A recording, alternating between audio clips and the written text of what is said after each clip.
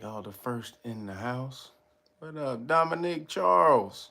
What's poppin' on this Saturn's Day? Happy Saturn's Day to you. Let's see, who else? Who else is in here? Coming in slowly, coming in slowly. Hope y'all doing all right.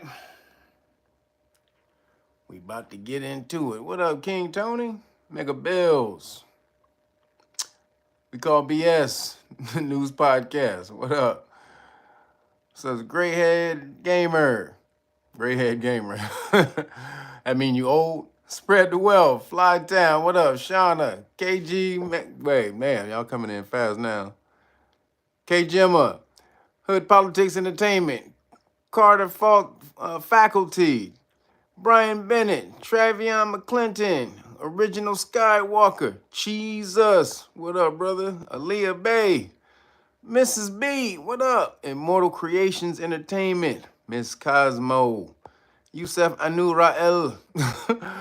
Troyo. I'm just going to call you Troyo. What up? True Knowledge. Richard Harper. DJ Big D. Big B, excuse me.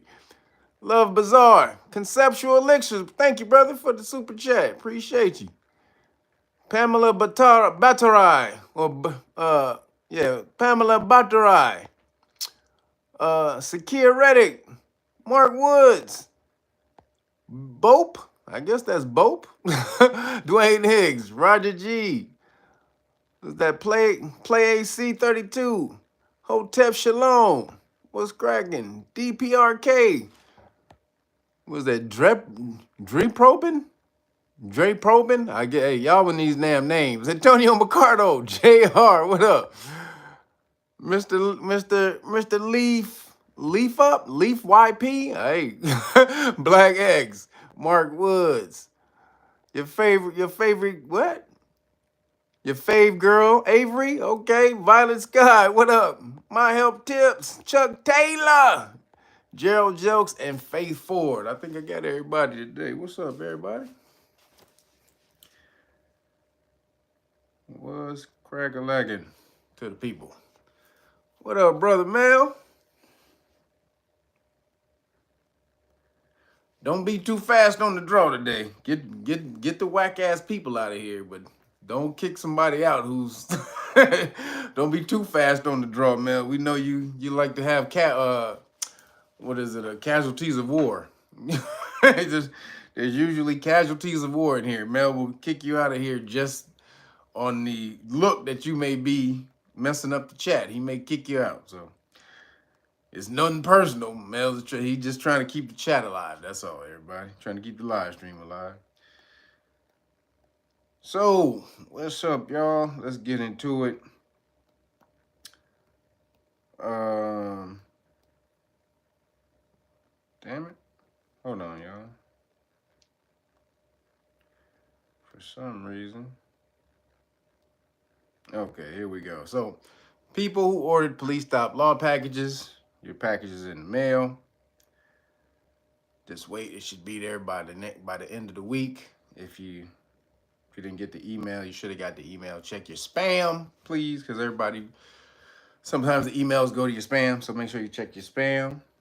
And again, that's what I was hooking up. Anybody who ordering the Great Book of Melanin Research, you got the whole police stop law package right here. So just give you an alert. So next week is my solar return on Sunday. So I'm probably taking off next week. Probably not going to do a live stream. It's 90% sure. I'm 90% sure I won't do it. So there's only 10% left that I will do it, but mostly 90% sure I'm not going to do it. So, for this week, so for my solar return, I'm going to give everybody the deal that I gave in February for Melanated History Month. So if you order the Great Book of Melanin Research this week, because you got to do it this week because I'm not coming on next week. So if you do that, you get all 5. I'm going to throw in the police stop law package, the books. You get the cards. And then I'm also going to throw in the 5 flashcards. But you got to do it this week. This is the solar return birthday week because solar return is next Sunday. If y'all Y'all don't know. So solar return is next Sunday. So, you know, I'm probably gonna be chilling, probably taking off just to chill, get get a little bit going, get ready for what's coming on the 8th on that Monday. Just make sure, everything is good. Make sure we in the right mental space for what's coming on the 8th. So probably not going to be doing the live stream next week. So if you want to get the deal, make sure you got to do it this week. Hard copy, great book of melanin research, everything you need to know about your melanin, why it's so powerful, why it's one of the most powerful coveted things in the world today. Boom, you get everything plus the 5 decks of flashcards, all right? Give you that deal just this week, because next week I'm probably taking off, y'all. I'm just going to take a break. I'm just going to take a break, that's all. Sometimes this damn news get to you. Sometimes you just got to block it all out. I'm about to be in spiritual world next week. I don't want to be in crazy ass news world. So I'm about to get my mind ready for next week. But appreciate you though. If you want to join the academy, the Know Your Rights Foundation Academy though, we're still taking people, teaching you the law for free, so you can get this beautiful police stop law certification right here, so that you're ready for the popo for what's coming. The police state is coming, everybody. I'm trying to tell you. I'm trying to tell you when I have the sight, I have the vision. I'm trying to tell you. I have the vision. I may got one eye, but I got the vision. I got clear sight though. I got clairvoyance. I'm trying to tell you, this police state is coming. You guys better be ready for it. No matter who wins the election, police state is coming. So make sure that you prepared, you get your children prepared, because they're gonna put down harsher laws for younger kids and everything. So get this law certification, get your children in here, make sure they get that law certification so they're prepared, they're able to protect themselves, use it as a shield, or a weapon when they need to fight back. So right here, kyrf.org. Again, that's kyrf.org or knowyourrightsfoundation.org if you want to sign up. Make sure when you sign up, if you haven't heard back from us, you probably just didn't check your email or your spam, because we hit you back. Sometimes the questionnaires go to spam. Fill out the questionnaire. We'll hit you back and give you an interview time, set up an interview time, all right? So that's how it has to go. We have to fill out the questionnaire first so we know who the hell you are, and, we're not letting any crazy people into the Know Your Rights Foundation. So make sure you get over there and do that. You have to do it, I'm telling you. You're going to hit me up sooner or later, I promise you. Don't hit me up later, because I don't deal with the cats who hit me up when you've been listening to me for 2 and 3 years, and then you get in some trouble, and then you go, oh, I got to call Kev. Kev don't pick up the phone. Kev don't, nope. Kev let that damn phone ring like a motherfucker.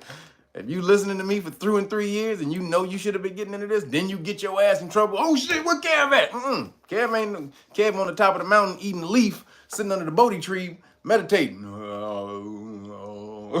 Don't bug Kev. Kev, I'm eating 1 leaf a day like the golden child. Don't bug Kev. So get your shit now. Police stop law class certification right here, knowyourrightsfoundation.org. All right. Then if you want to learn the status law, that's 1 foot in the system and 1 foot out of the system, learn how to contract with this corporate government so that they don't own your assets. They don't own you or your assets. You got to know how to contract with them, because they are an actual corporation, verifiable corporate file number, everything. So you have to know how to operate and contract with a corporation in order for you to take advantage. Right. So get on over there. That's patreon.com/realnagas. Sign up for the status classes if you want to learn how to contract. Keep 1 foot in the system, 1 foot out of the system, so they'll never be able to take control of your assets. That's really what status law is for. It's for the future when the government or the fake government, corporate government, tries to come after you, then you know how to deal with the corporate government through contract, because that's the only way corporations are able to deal with you is through contracts, because they're an artificial person. All right, so this is the things you have to understand. Contract or corporations, artificial persons, only way they can deal with flesh and blood people is through contract, right? So you have to learn how to contract. So again, patreon.com/realnuggets. Sign up to one of the status class, the highest levels of the status class, and I will give you the paperwork when you're able to explain it. At the highest level, you don't have to pay for the paperwork. I give you the paperwork when you can explain it. All the videos are there for you to watch at your leisure. But make sure when you're ready to come at me, you better make sure you know your shit, because I'm going to smash on you. So before you get that paperwork, make sure you study well, then we can hook you up. And I don't know what's up with Timmy Tight Top and my juices, man. What's up, Hassan? I don't got no juices, bro. Thank you, M. Benson. Appreciate you. Thank you for the cash app. M. Benson. Thank you, people. Also, yeah, my cash app is Cash App Real Nagas, the number 9. If you want to cash app me, again, it's Cash App is at Real Nagas, the number 9. Appreciate everybody who's been cash apping me, leave me cash apps through the week. Appreciate you guys. Good for some chicken shawarma and some turkey burger during the week. So appreciate that for sure. Get a little cash app, order me some chicken shawarma. Appreciate you. But Timmy Tight Top with my juices, man. I can't promote your juices if you don't bring me some juices, goddammit. Where my juice? Where my surprisingly sweet Timmy Tight Top? But he's still selling juices. So if you want juices from Timmy Tight Top, We Juice is 323-864-4425. Again, 323-864-4425. He's out there selling juices. He wasn't able to drop my juices off, but man, look here, man. We got a deal. You want me to get these juices off? I'm gonna need some product, brother. I'm gonna need some free product in order to promote your product. So if you want me to get them juices off, Timmy Tight Top, I would be nice if I had a nice, surprisingly sweet, or Baby I'm a Star, or any one of those nice juices that I could just sip on after I get my drink, after I get my food on. Just saying. So moving along, everybody. Appreciate y'all. Let's get into it. So did you see Joe Woodard? Thank you for the cash app, man. Right on, baby. Turkey burger. See? Appreciate you. Everybody, chicken shawarma's coming after the live stream, chicken shawarma. But I'm gonna use yours for turkey burger later on tonight. Appreciate you. Appreciate you, Joe Woodard. So did you hear the New York Times? Jennifer Green, thank you.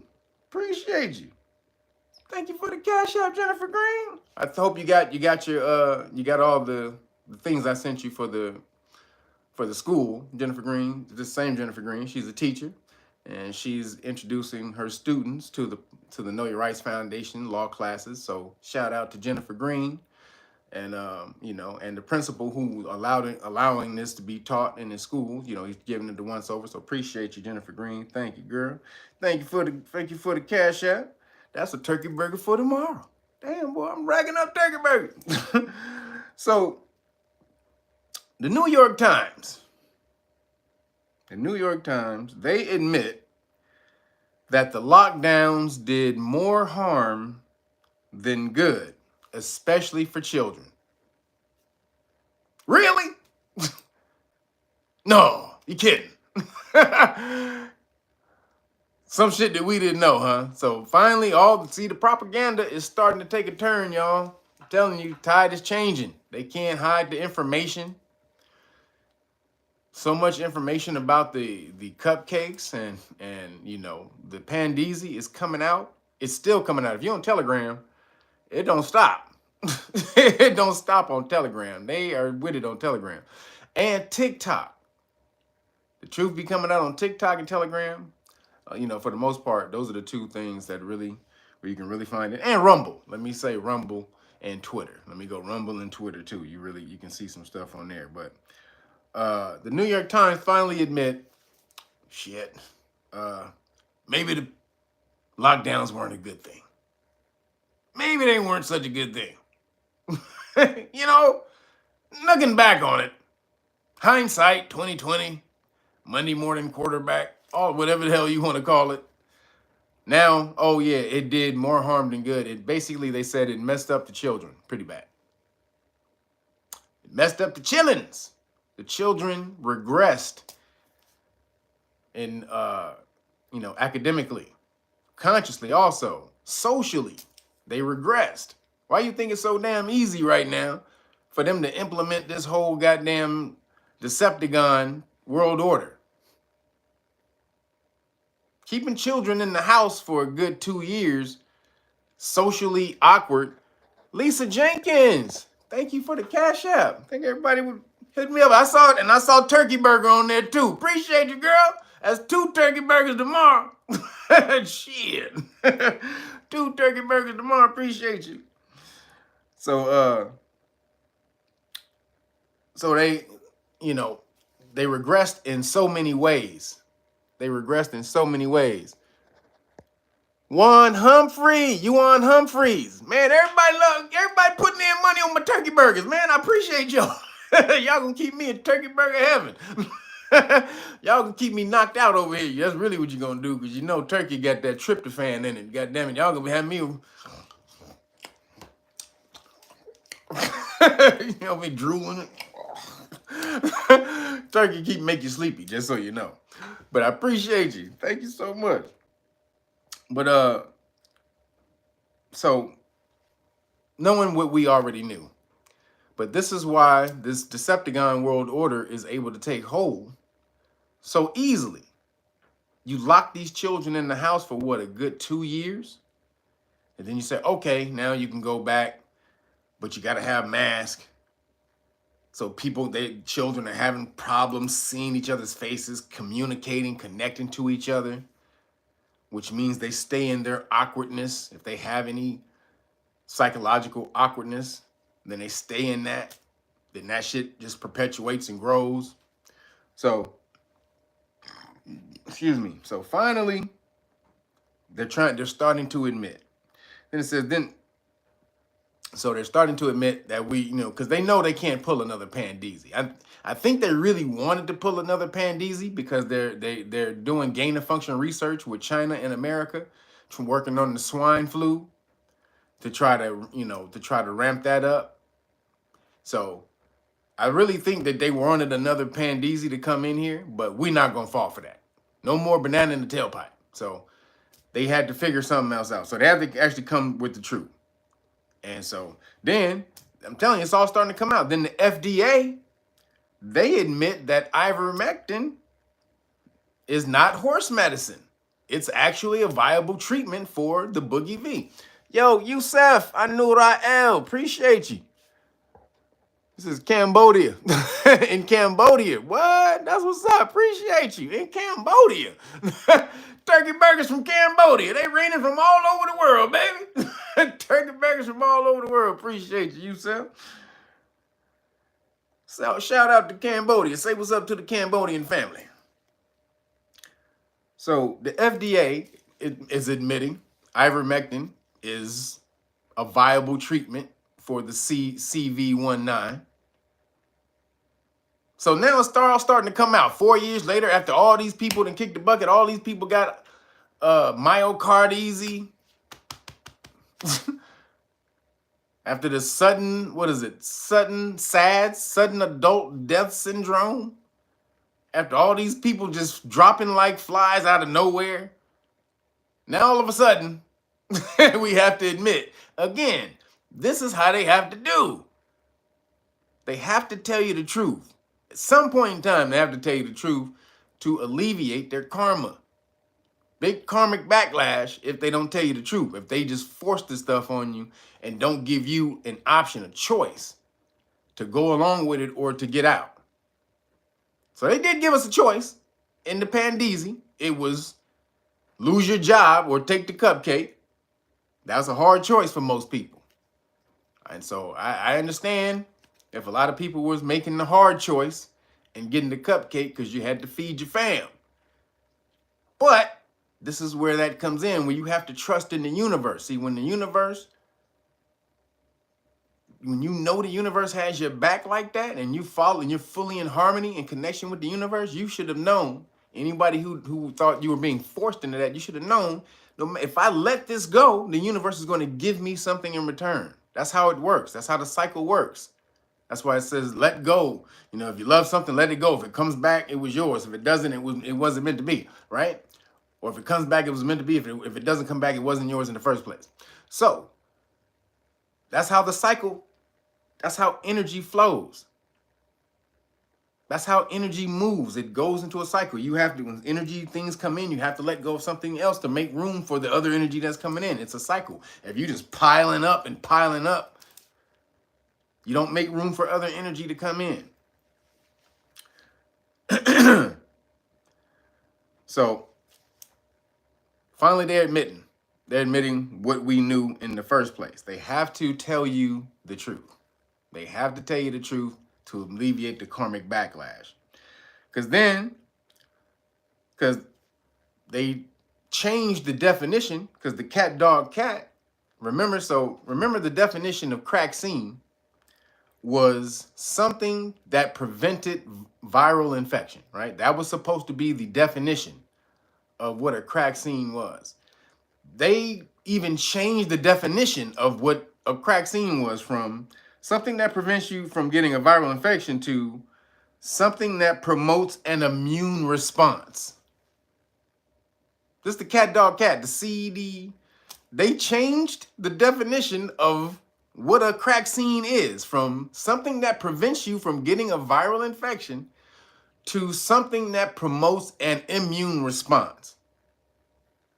That's anything. That's any goddamn bacteria you get. If somebody sneezes in your damn face, it promotes an immune response. What the fuck are they talking about? Something that promotes an immune response? That's every damn thing.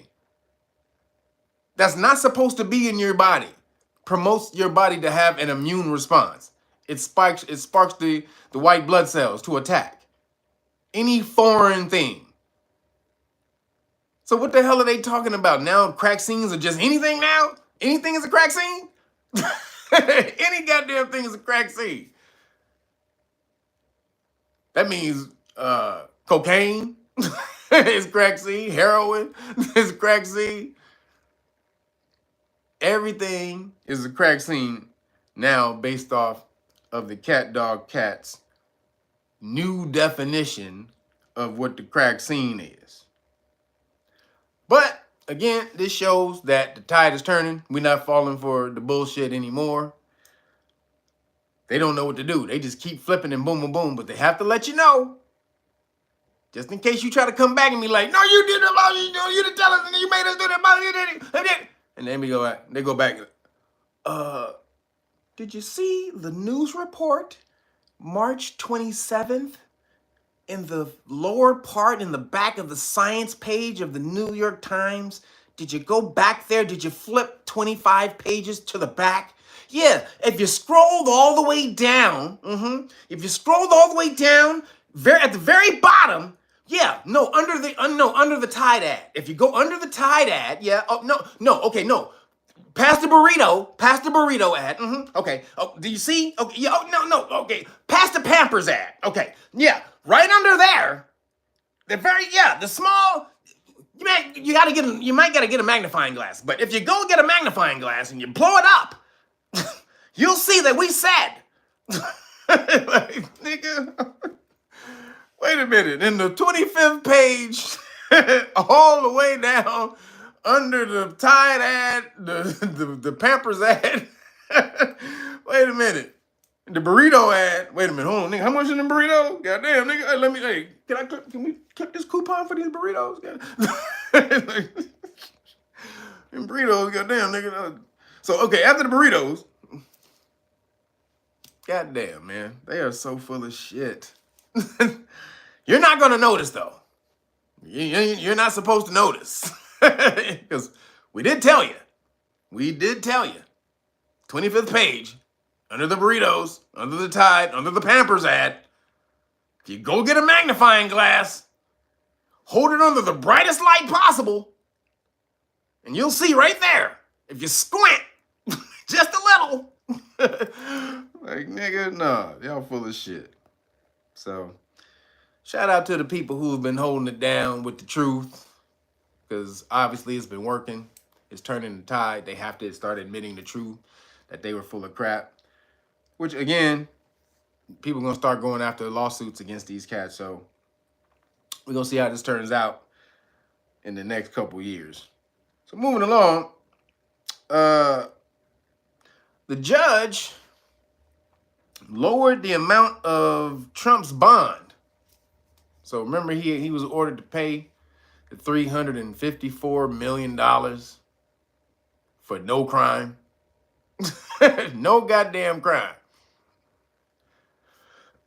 Excuse me. No victim. The bank was like, that's my nigga. Me and Trump, shit. That's my nigga right there. That's who I call when I go to Vegas. Shit, hey Trump, we doing it this week? That's the bank. The bank was like, nigga, me and Trump is good. And the state of New York is like, no, he frauded you. He took advantage of you. He told you his properties were worth this when Reed said they were worth this. And the bank is like, bitch, are you stupid? We don't give a fuck what the state says. We have our own people to go check and do our due diligence to see what the properties is worth. We did our check. We saw that they was worth this much, and we did business. Who the hell are you to step in business? You know what that is, everybody? When the government steps into business, that's communism. That's communism. When the government is able to set prices for private property, that's communism, y'all. If y'all don't understand what communism is, that's when the state owns every fucking thing. And you live in the community. So everything you do goes to help the community. Not to build you up, not to build your family up or your family's generations. No. Everything that you do goes to help the societal whole, which is the state. The state is the overall head person. So in a communist society, the government, anyone who joins the government has the power because the government is God. They're the parent.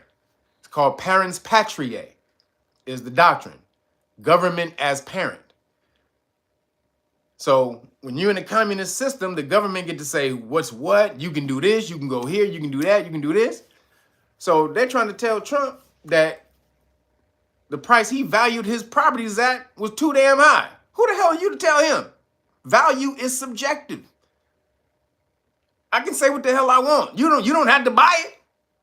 I can sell my property for whatever the fuck I want to sell it for. Who the hell are you to tell me I can't sell it? So they went crazy, and then one judge issued a unilateral summary judgment because he hates Trump and he's a big Democrat put in there by George or funded by George Soros. He wasn't put in there by George Soros, I don't think, but I think he's funded by George Soros. And Letitia James, Letitia James, AOC, and Kathy Hochul, they instituted a coup to take over New York, to put women in control of New York. That's who controls New York now. AOC, Andrea Ocasio-Cortez, Letitia James, and Kathy Hochul, the governor, the attorney general, Letitia James, and one of the state senators, the most popular state senator. They are the three people who are running New York right now, and New York is going to shit. Sorry, women. Put 3 women in charge. I'm just playing just a little bit. But look, women, you run things emotionally. And look at and when you run things on emotion, things go to shit. That's the low. If you read the Kabbalion, emotion is the lower vibration over consciousness. Sorry. So the judge finally came in and they said, we lowering the bond on Trump's thing. Said that's too high. Finally, they get to an appellate court. All the lower courts are Democratic, they're stacked with Democrats. So you have to go to the appellate court, which has more conservative judges in the appellate court, and then that's where you're going to see more of an even kill justice because they still go by the Constitution. The lower court Democratic judges, they're foregoing the Constitution. They don't give a shit. They don't give a damn. You said, Kev, I'm bad. Why? Y'all know what? Look at, am I wrong? You got 3 women running New York, and look what's happening in New York right now. I'm just saying, is it a coincidence, Faith? Is it a coincidence? Okay, let's call it a coincidence, Faith. We just gonna call it a coincidence that 3 women are running New York, and New York is going to shit right now. That's all we gonna say. We're gonna call it a coincidence. But so the appellate court, they got there. The appellate court is still trying to keep some semblance of the Constitution. So they should have wiped out the whole thing. They should have wiped out the bond completely, but they lowered it to 174 million from 354 million, which was gaining interest of $100,000 a day. This is the shit that Letitia James did to Trump. She said, if you don't pay it, it gains interest of $100,000 a day. That's crazy. That's unconstitutional. The 8th Amendment protects you against excessive bail and fines. It protects you against excessive bail and fines. Letitia James and them don't give a shit because they're instituting a communism. Yo, Brandon Terry, appreciate you for the cash app. Thank you, man. They're instituting a communist state. They're trying to bring in communism or some hybrid of socialist, democrat, communism type of shit. Some new hybrid type of shit they're trying to bring in, where the government kind of owns your property, but you kind of still own it. You can still do what you want with it unless you piss the government off, then we'll fuck with you. That type of thing.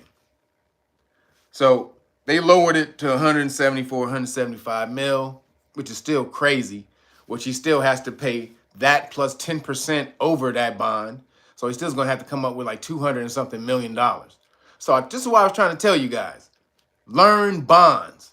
Master bonds, everybody. Do you understand what I'm trying to tell you? Please master bonds, because their bonds are what's going to be pretty much the only thing that's able to save you in the future, because the whole world is run off bonds. Everything has a bond to it. Everything.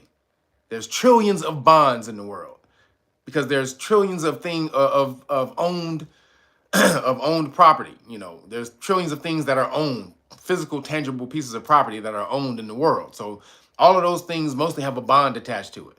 So you have to learn the bond game. Telling you. Yo, 600 people in here, only 222 likes. Oh, y'all got y'all damn shoes on in my crib, in my dojo. What the fuck? Get your ass up out of here before I choke you out in the middle of the dojo. Make an example of you. God damn it. Wipe your shoes. That means take your shoes off for the newer people. Please hit the like button. Hit the like button. So, again, they're trying to implement some type of hybrid system. We don't want that. So again, excessive bail. No one has ever received just to give you an example of how high that bail was. Crazy. They're trying to they're trying to ruin the nigga. They only did it to bankrupt him. I don't know if y'all remember the dude Bernie Madoff. Anybody remember Bernie Madoff? The dude who did the Ponzi scheme. He was known for making the Ponzi scheme famous, right? Ponzi's been around for a long time, but he made the Ponzi scheme famous. Basically, taking investments from one person to pay off another person, right? That's what he was doing. So he just keeps the cycle going. Oh, you want to invest $1 million? Okay, boom, I take that million.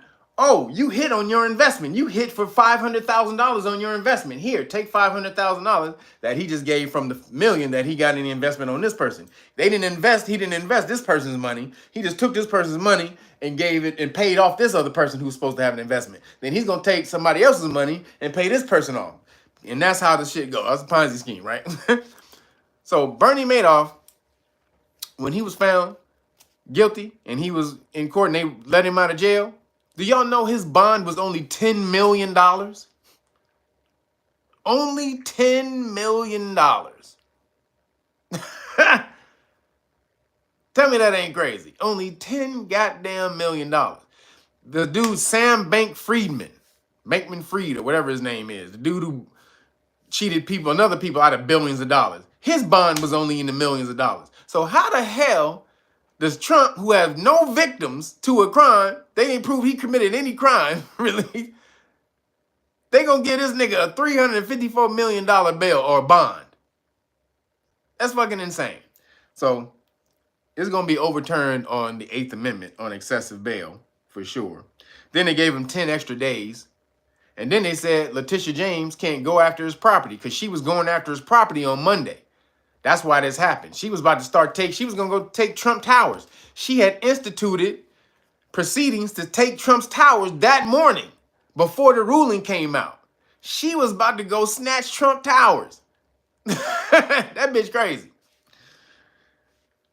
So, hold on.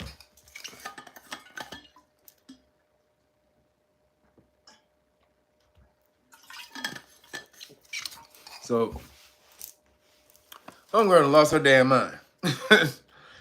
Straight up. And so it's all been a plan to take this nigga Trump down because honestly, Trump is the only one who can keep America from going into this global world order that they trying to push. We're in a fight right now to keep America as it was, as its own nation, sovereign nation, whatever, or they're trying to hybrid it into this global world order that's run by foreign powers, namely the Khazars, mostly. Honestly, Khazars, you know, Klaus Schwab, all them cats. So they're taking the sovereignty away from America, moving into a globalist government where in a globalist government, the powers, everyone who's in that globalist government. It's like the excuse me. It's like the everybody remember the syndicate, the crime syndicate back in the early 1900s with Lucky Luciano and Meyer Lansky and all them. And so they had basically it was a round table, so nobody ran anything. They just all ran their own certain sects and parts of the mob. But Lucky Luciano and Meyer Lansky, even though there was supposed to be no leaders, they were considered the leader, the figurehead leaders. Even though really Meyer Lansky, the Khazar, he was really the one who ran the crime syndicate. But so behind the scenes. And so that's really what we're about to have right now. They're trying to create some type of world global government crime syndicate that's really ran by the Khazars from behind the scenes. So they got to take Trump out. He's the man. He's the only one who can pretty much keep that shit from going like that. So this is how you know they did it. So before they pressed charges on Trump, somebody went and got the White House logs, you know, the guest log. You know, because you know you have to sign in before you go to the White House, right? Or whenever you go into the White House, you got to sign in.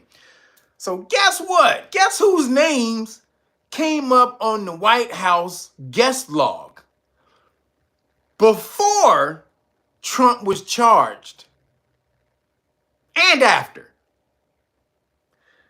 Letitia James, Letitia James, and Fonnie Willis. What do you know? Letitia James, who's the Attorney General of New York, who brought the charges against Trump to take all his property, and Fonnie Willis in Georgia, who's trying to get him for the January 6th thing. Both of them visited the White House. You know who they visited? What's her name? Oh, girl, Kamala Harris. They visited Kamala before the charges and after the charges. Conspiracy? No, not at all. Just a coincidence. Kamala and Letitia James and Fonnie Willis was all friends. They were just kicking it. She told them to come to hey, y'all want to come to the White House for some brunch? Shit, I'm going to take y'all around the White House, show y'all around. We're going to be kicking it and chilling, sipping on the margaritas. Does anybody think that that's what they was doing when Letitia James and Fonnie Willis visited Kamala Harris at the White House multiple times before and after the Trump charges? Yeah, no, not a conspiracy at all. So again, Trump is the only dude that can keep them cats from pushing this into a global world government because he doesn't rely on their money. See, they get you with money. He doesn't need their money. When they can't control you with money, and then really the facts they try to control you if you did some dirt, which shows you Trump has really done no dirt in his life, because they would absolutely have this nigga on something more than you let loose government classified paperwork from the White House. Or you overvalue your buildings. If this nigga Trump had actually done some shit in his life, some fucked up shit, don't you know that they would be blasting that shit 100 times a day, an hour on TV? Which lets you know they don't have any dirt on this nigga. Yo, Christopher Clark, thank you, brother. Thanks. This is always speaking the truth. Appreciate you. Yeah, man. That's the only thing we can do. But that show you they don't have anything on this nigga that they have to drum up. You overvalued your property in a business deal. That's what y'all going after, nigga. That means Trump is cleaner than the Board of Health, legally. So no matter what you think about the nigga, this nigga is not a criminal. Because if he was, they would have been found some shit that this nigga did. So just thought that was a little peculiar, them visiting the White House before and after the nigga's charges. Like Kamala and Letitia James and Fonnie Willis is all homies. Now remember, Kamala Harris is also an attorney. So you don't think that they colluding when they in the office? They coming up with the legal scheme on how to get the nigga? They're three sister lawyers sitting in the vice president's office coming up with a way to get this nigga legally.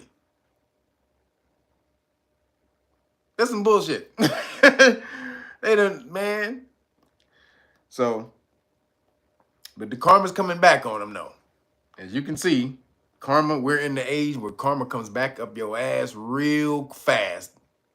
After the conjunction, we're in a new different time, y'all. Don't do dirt. If you do dirt nowadays, dirt is going to be on, you're going to find the dirt on your shoes, in your bed, on your couch immediately as soon as you do dirt. You're going to be like, goddamn. You're going to be covered in dirt. There's no way you can get away from doing your dirt in these days. You're going to be Sandman.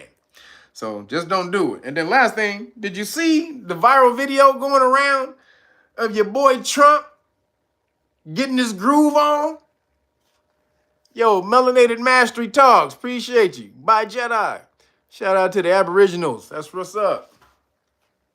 Did y'all see the video of Trump getting this damn Cabbage Patch on on Soul Train?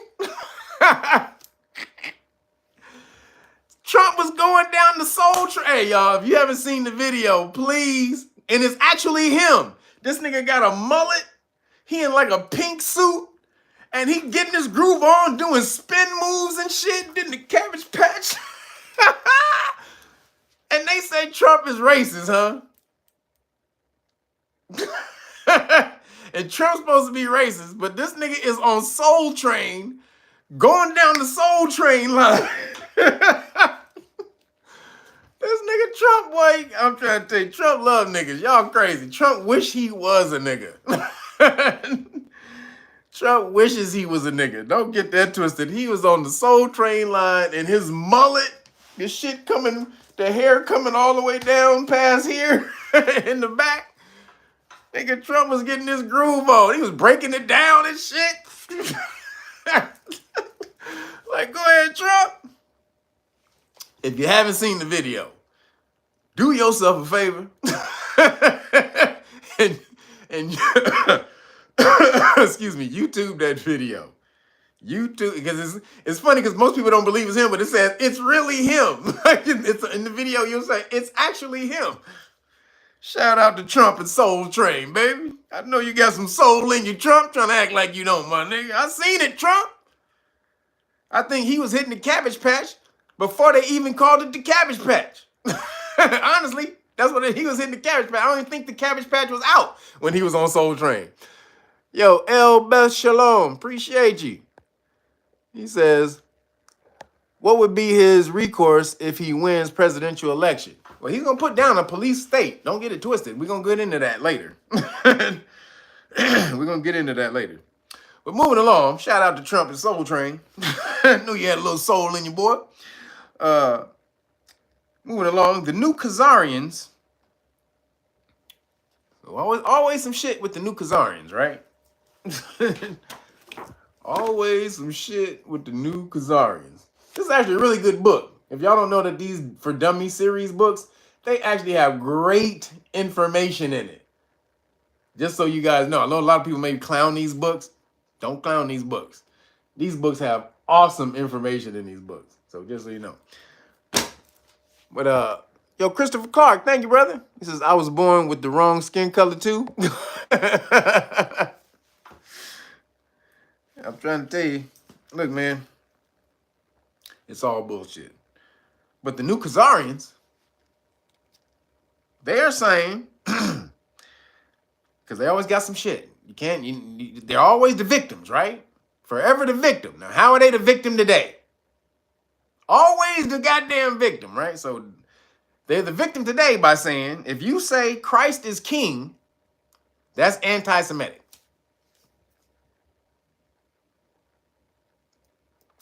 If you say Christ is king, and what, Easter tomorrow, bullshit ass holiday Easter, but Easter's tomorrow. He said, what are Khazarians?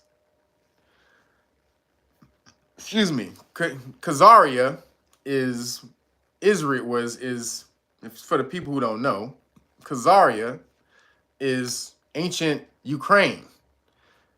That's the name of Ukraine before it became Ukraine. In ancient Khazaria, the Khazarians converted to Judaism. So you had the people of Khazaria, who were a trading people, who were horse tribe trading warrior type people. They converted to Judaism around the 7th century, and that's who you call Jews today. They're actually Khazarians or Khazars from Ukraine or ancient Ukraine. So, so I call them who they truly are, Khazarians. So that's old Khazaria is, Ukraine is old Khazaria, and new Khazaria is Israel. So you understand the code. So new Khazarians, the new Khazarians are saying that Christ is king is anti-Semitism, with, again, Easter being tomorrow.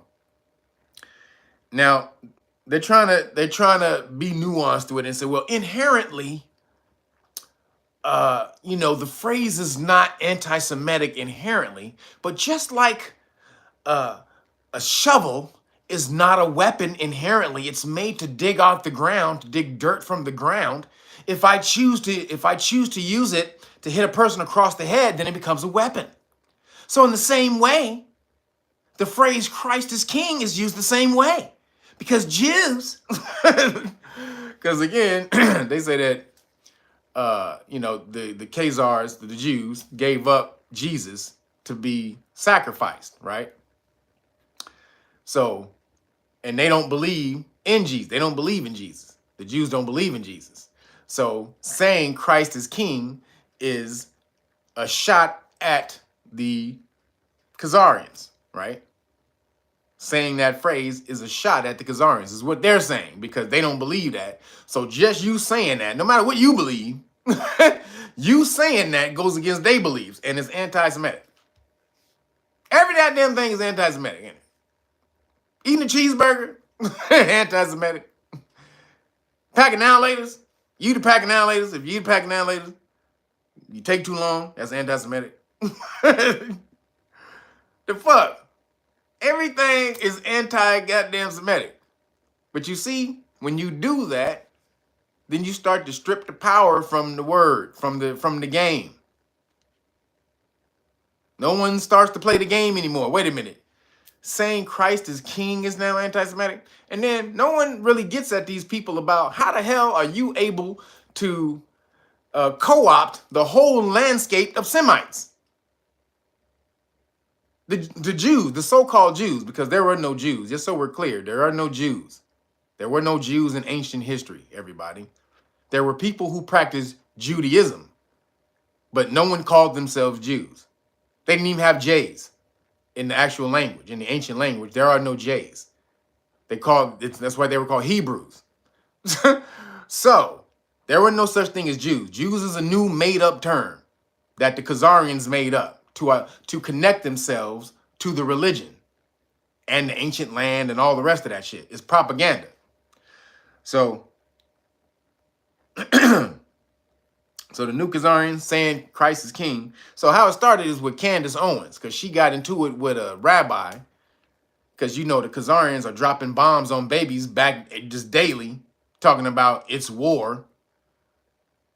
Like, nigga, this well, things happen in war. Things happen.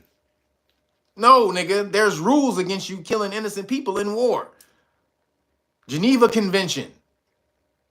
You can't do that. You cannot do that shit. But they don't give a shit. So they said it's this is what they said. They said it's all in the way you use it. Well, and then it's the other thing they said. Hold up. Because there was a dude who came out and because basically Candace Owens put this out on Twitter, right? And then she's also been talking about what's been going on with them in the war on Twitter. So a white supremacist named Nick Fuentes, he retweeted her, right? And when he retweeted her, the Khazars jumped on it and said, look what's going on. You give these racists the power to come after the Semitic people when you say the things you do and blah, blah, blah. And the only thing she was saying is she just disagrees with the Israeli government on how they do in the war. But if you disagree with the government over in New Khazaria, then that's anti-Semitic, right? You can't disagree with the government, but you can't say that with anybody else. If I disagree with Chinese government, does that mean I'm anti-Chinese people?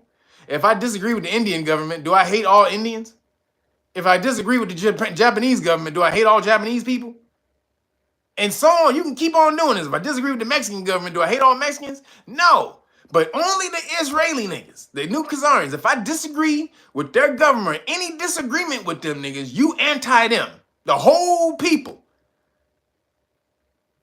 Which lets you know it's a bullshit game. You can never disagree with me or I'm going to pull the racist card. So, like I said, their game is starting to be unveiled. Again, we're in the time of what? The apocalypse. I'm trying to tell you, this is the apocalypse. What is the apocalypse? What does that mean? The unveiling, the uncovering of the truth. That's what apocalypse means, everybody. When they talked about the end times and the apocalypse, that's what the apocalypse means. The unveiling, the uncovering, the truth shall be told. And the truth is starting to be seen on who they actually are. They are the people who they told you the Nazis was. They're them. And people are starting to see it. Because then in the conversation with the rabbi, he said that Christians blame the Khazars for the killing of Christ, and because the Khazars don't believe that Jesus was the Messiah, that the phrase Christ is king is anti-Semitic. And then he said that the Christians want to take the Khazars' place as the chosen people. God's chosen people.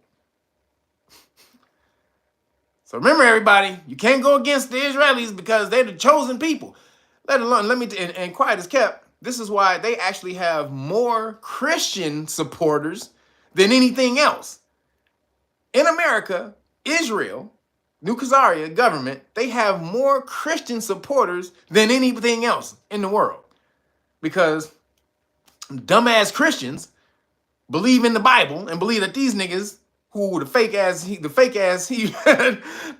Hebrews, they believe that they're the chosen people, and when Messiah God comes back in the Holy Land and the rapture and all that bullshit, so they're trying to drum up this whole end of times bullshit, war in the Middle East and war in the Holy Land and against God's chosen people and all this bullshit, when it's them people are the evil motherfuckers. They're the evil ones blowing shit up. Yo, Roger Gross, thank you, brother. Says I got to rewatch for sure. But they're the ones who are perpetrating the evil atrocities on people. But the prophecy says that they're the good people, and Messiah is going to come back and save them and wrap up 144,000 and all the rest of this bullshit. So the Christians, they don't want to go against the New Khazarians because they don't want to go. They don't want to be. They all of them want to be one of the 144. All the fake ass Christians, them bitch ass Christians, they want to be part of the 144. So they want to go. They don't want to go against the New Khazarians, right? But the people who are going against them, they're saying those Christians are trying to take the Jews' place as God's chosen people on the earth. And this is why this is why they do great, because they're God's chosen people. This is why they have such prosperity on the earth. And this is why, all of that bullshit. So again, it's manufactured victimhood. But the world is starting to see through your bullshit, man. We're starting to see through your bullshit, man. We see your bullshit. No more. No fucking more, man. No more, Khazaria. Because then 198 nations in the United Nations voted that New Khazaria is committing genocide. All of them voted yes. Even the United States, they didn't vote yes, but they didn't vote no. They just abstained. They just backed out. Was like, goddamn, New Khazarian motherfuckers. Like, nigga, we trying to ride with you for a minute. We was really trying to roll with you, but goddamn, after this latest video came out, so you seen the new video that came out that Alex Jones played on Twitter. If you haven't seen that video, I would advise you, if you got a weak stomach, don't go watch it. But if you want to be informed, go peep what happened. So Eric Snowden sent Alex Jones a video of that he had gotten from the IDF. It was an IDF video that they sent him, somebody who's in the government there that don't agree with what they're doing, sent Eric Snowden part of the video, the IDF video. Yo, Broderick Enoch, thank you, brother, for the cash app. Appreciate you. So they sent him a video, and basically it was 4 Palestinians just walking in Gaza, unarmed, just walking and talking, and then all of a sudden they got struck by a drone, blown up by a fucking drone. And then it blew them up once, and it didn't kill all of them. Then one was like crawling. He was in pieces, like half his body, and the motherfucker was crawling, and then the fucking drone struck it and hit him again. When that video came out, they couldn't say shit. You just killed 4 innocent people. You had no idea if they was Hamas or innocent civilians or anything. They were just walking down the street, no weapons. You just blew them to high hell. So they lost the narrative. When that shit happened, that's when everybody was like, they started moonwalking. Nigga, even though America not moonwalking from giving them the bombs that's doing that shit, they started backing away from the rhetoric though that they're fighting a war. Like, nigga, how you fighting a war? You just blew up 4 innocent people who were just walking, not fighting, not shooting at anybody, just walking down the street. That narrative is gone. So even, like I said, the United Nations, but even though the United Nations voted that shit, nothing's going to happen. They're not going to stop them. They don't have the enforcement powers to stop them. The only thing that they would have is to shun a country. When the UN wants to keep you in line, they would all the other countries would shun this one country, not do business with you, sanction you and shit like that. But they're not going to do that with New Khazarians because the New Khazarians fund everything around the world. They own all the banks. So they can't do that with the New Khazarians. Yo, WDMA Warrior, appreciate you. Says news of Putin exposing ancient art of Jesus being black is not getting the attention it should be getting. Oh, I didn't see that. But hey, shout out to Putin if that's what he's doing. If he exposing, he letting everybody know what's really popping. But Alex Jones and Joe Rogan even came out. They was in there. They was trying to stay out of it for the most part. They were like, I don't know, but you got to write the war. You blew up about all this and that. October 7th, all that. And then when that video came out, even Alex Jones was like, damn, man, Joe Rogan. So now they trying to jump on Alex Jones and Joe Rogan for saying that this is a genocide. So then in 2019, this is why no one can truly take down the new Khazarians, because they've embedded themselves in every aspect of government and finance and law by financing everything, but also studying those industries, those fields, and positioning themselves in those fields to have power. In government, in finance, in law. So it's no wonder that in 37 states, this is crazy, in 37 states, 37 states, government workers, if you work for the government, if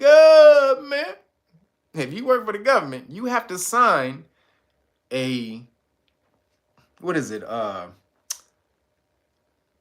pledge. It's like a pledge. You have to sign a pledge that you won't protest against New Khazaria, or you won't protest for Palestine. You have no say so in. You can't say that the war is bad. You can't say that they're committed. You can't say anything. This is in your private life, away from the government. If they find on your social post or you talking about it to anyone or anything like that, you lose your government job. You lose your government job. Or if you have government contracts, you lose the government contract. This is crazy. 37 fucking states have signed on to this. This is unconstitutional. You know they can't do that, right? But no one will sue on it and take it to the court to get it wiped out because no one wants to go against the new Khazarians.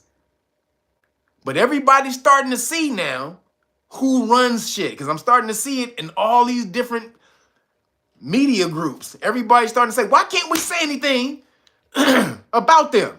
Why is every time you say something about them? Now, what really did it was this week, the Christ is King comment. That's really when they started, wait a minute, because you got a bunch of Christians, right, who always be talking this bullshit. Now, wait a minute, I can't say Christ is king? He's my king. He's God. He's God Almighty. He's my king. Do you know the trials and tribulations that he's gotten me through? God, he's king, man. Fucking king all day. Christ is king. Fuck you. So this is what they've been doing all week. They've been going at it. And the new Khazarians have been trying to be like, not inherently, it's not really, but, you can use it as a weapon because blah, blah. Nah, nigga, you ain't, Y'all stepping too far on this one. So then, moving along, did you see that? So I just wanted to let y'all know. So that's, so yeah, that's it with the Khazars. Just make sure, you understand that everybody owes Kanye an apology. Everybody owes Kanye West an apology. Cynthia Pink, thank you for the cash app. Everybody chipping in on I'm in turkey burger heaven. I'm about to be knocked out this whole week. Y'all gonna have me in tryptophan on a tryptophan IV. Y'all gonna have me knock the hell out. But excuse me. But again, this So everybody owes Kanye an apology. I just want to say that. No matter who you talking that shit, everybody owes Kanye an apology. And you hear nobody has come out and said that Kanye was right. This is all he said was who controls the world, who controls all these industries. He didn't say he hated them. He didn't say any of that. He just said who controls what's going on. And now it's being shown who controls what's going on. Kanye gets no goddamn love, appreciation, no goddamn apologies, nothing. No nothing. Okay. We know who brought the real magnifying glass out on the Khazars first. That's who really started it, was Kanye. So shout out to Kanye for that. So they're moving along. The Baltimore bridge crash. Holy shit. That's crazy. That's goddamn crazy. The Baltimore bridge crash. Now, they're saying it was a cyber attack because, no one knows. But the boat kept gaining power and losing power. And if you speed up the video, the boat kept backing up, losing power, going forward, backing up, losing power, going forward, backing up, losing power. So it looked like it was trying to get it right where the pillar, because it was so much space that it had, to hit the pillar was like 1 in a damn 10,000 chance or some shit that you had, because it was so much open space. Like you had to be damn near aiming for the pillar to hit that bitch. And so they backed up, boom, backed up, boom. It was like somebody trying to parallel park. That's what this shit looked like. Somebody trying to parallel park. And nigga finally hit it. Finally backed up, knocked the whole shit down. And man, shout out to those people, those workers who was working on the bridge who fell in the water. Because a couple of them, they didn't find. But at least they stopped the traffic from going over the bridge before it happened. They saw what was going on. They stopped the traffic, so there was no major cars rolling over the bridge before it happened. But now, why they blaming the damn bridge on the collapse on racism? It was racism that collapsed the bridge. Because, when the bridge was built, they didn't want blacks and Hispanics going into the city, so they built the overpass too low. And, nigga, what the fuck? What the hell does that got to do with this boat running into this pillar, nigga? What the hell? They just bring up bullshit for no reason. This is Pete Buttigieg who said this shit. Then they blamed it on diversity, equity, inclusion. That they saying because they had unskilled workers, because they're hiring people. All these companies are hiring people on diversity, equity, inclusion, and not your skill, not merit. That you had people in there who didn't know how to drive, who didn't know how to steer the boat. They said they had niggas in there dropping the anchor on the wrong side. Like, oh shit, nigga, goddamn, nigga. Pull it up, nigga. Like, oh shit, nigga. Ah, nigga, back it up. They said they had niggas in there like, oh shit, nigga, that's the wrong side. We supposed to drop the anchor over there, nigga. Oh shit. So that's racist. But that's funny. What if that actually happened? Had some niggas on the boat that didn't know which side the anchor went on. But apparently though, the boat kept losing power. It's starting back up losing power. Now, was it a cyber attack? No one knows. It could have been. What we do know is that the boat was coming from Singapore. So the boat was being driven by Indians, but it was coming from Singapore, right? Charlie Scott, whoa, appreciate you, man. That's a chicken shawarma. That's a chicken shawarma cash out, brother. Hey, appreciate you. Got something on my chicken shawarma. Thank you, brother. So the boat was coming from Singapore, being driven by Indians. Now, was it sabotage?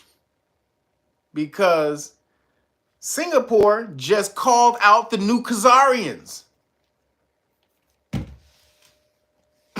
Go look that up.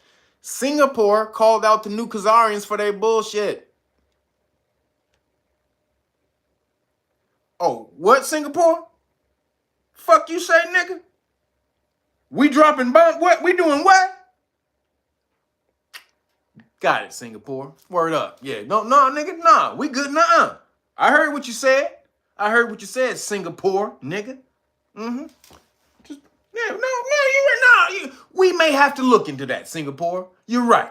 We may have to look into what we're doing. Okay, gotcha. And the next thing you knew, Singapore ship is knocking out big ass fucking bridge in Baltimore. Coincidence? They just called out the new Khazarians. And then the Singapore ship runs into a goddamn bridge. I think it's a coincidence, y'all. I don't know. Y'all conspiracy theorists. I think it's just a coincidence. It could be. It could be a coincidence. It could be a coincidence. Just saying. Y'all two in the conspiracy world. Y'all, come on, bring it back. Y'all too conspiracy theory.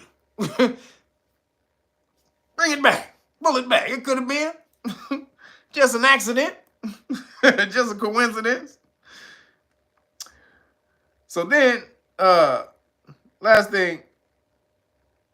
Did you see there's a new commercial that was playing after the after professional sports, after basically the March Madness games, and it's called Check Your Privilege. Did y'all see them commercials about telling Caucasian people to check their privilege? Did y'all see that shit? Please, somebody tell me you seen that commercial. Check your privilege, white people. Gotta check your privilege, man. Just understand that you have it better than everyone else. And when that opportunity presents itself, you need to give more.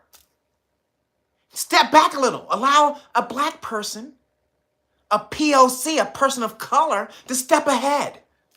Because you have so much room ahead of you. If you just step back, we're still behind. We're going to still be behind you miles. So just trying to even up the playing field, man. Just pull back a little bit, white man. These commercials, check your privilege. Now, it's pissing the Caucasians off. The Caucasians, check your privilege commercials is pissing them the hell off. Yo, 787 people, 400 likes. Hit the goddamn. Take your shoes off. Hit the goddamn like button in this bitch. Yo, man, make sure you get these trolls out of here. Anybody putting any bullshit in here. Maria Carbajal and Faith Ford. So, check your privilege. So, do Caucasians have privilege? Yeah, they sure do. Caucasians, do they got privilege? You're damn right. Caucasians, sorry, you have privilege. It was created. It was called white privilege when they created it. In the Bacon's Rebellion. It was created to divide the people, though. See? This white privilege shit was created when you had indentured, melanated indentured servants and Caucasian indentured servants together, chilling, hanging, cooking, marrying, doing everything together.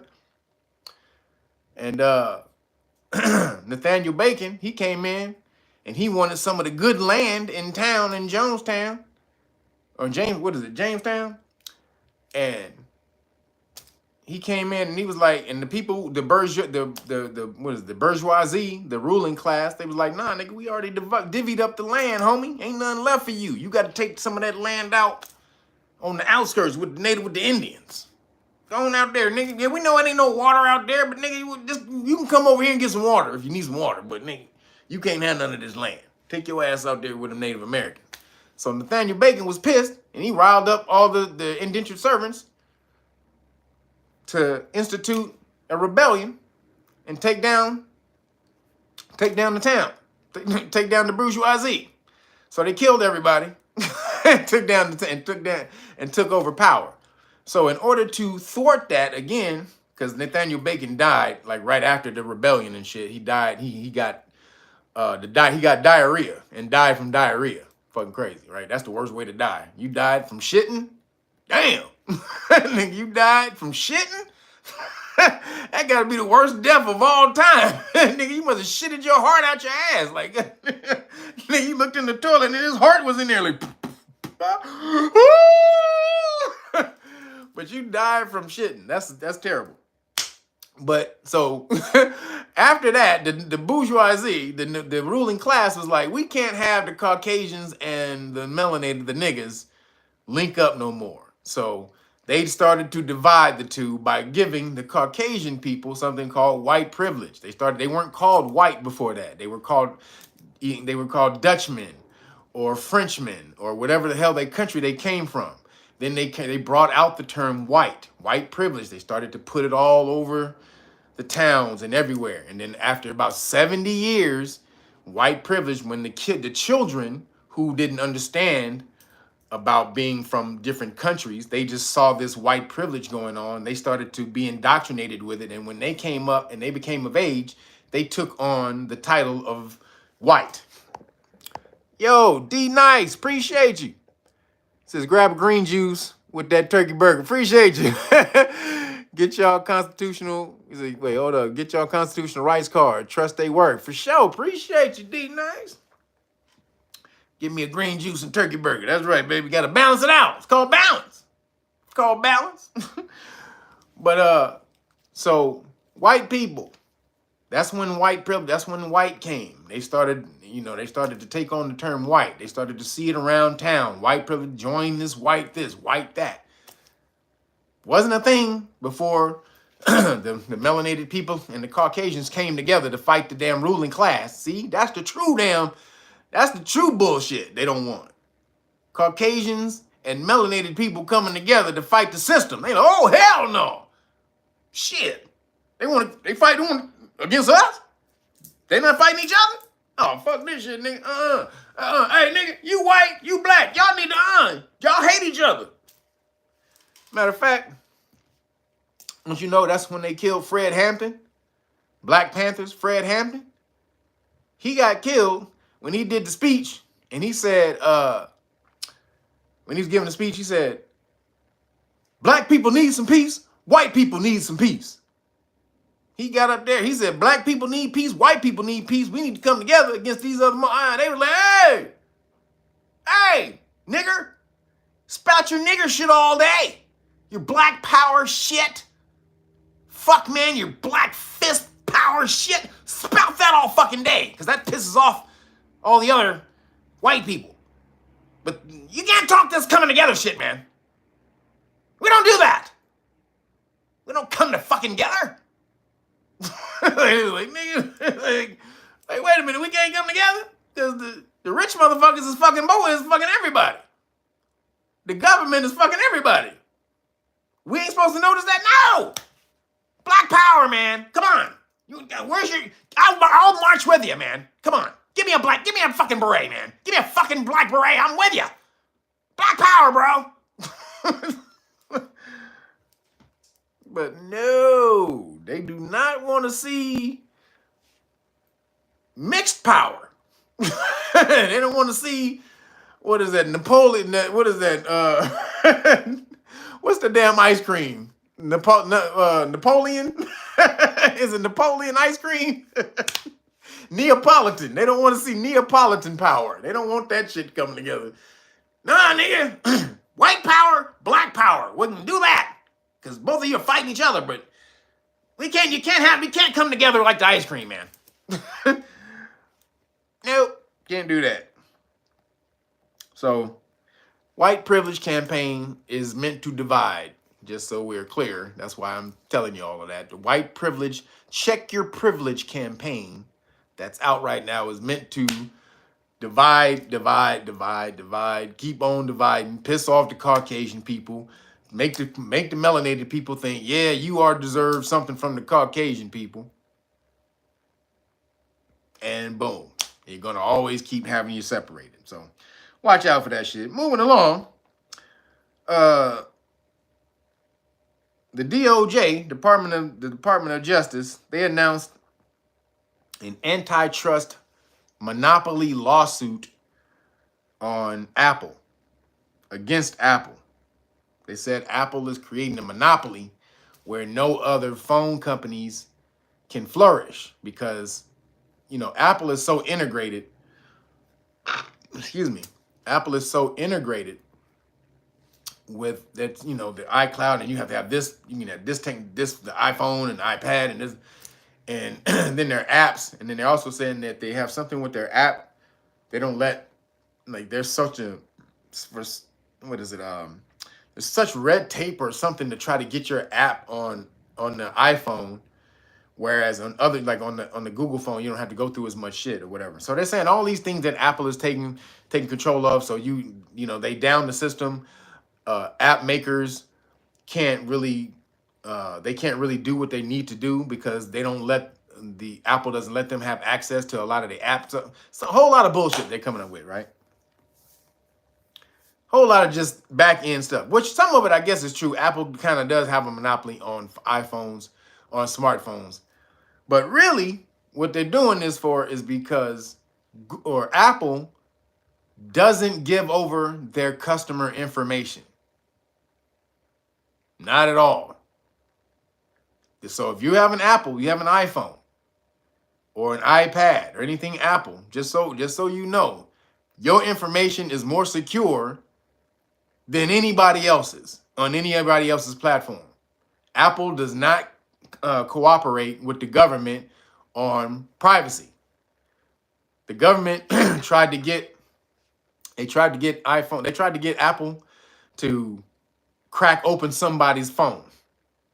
And Apple was like, no, we're not going to do it.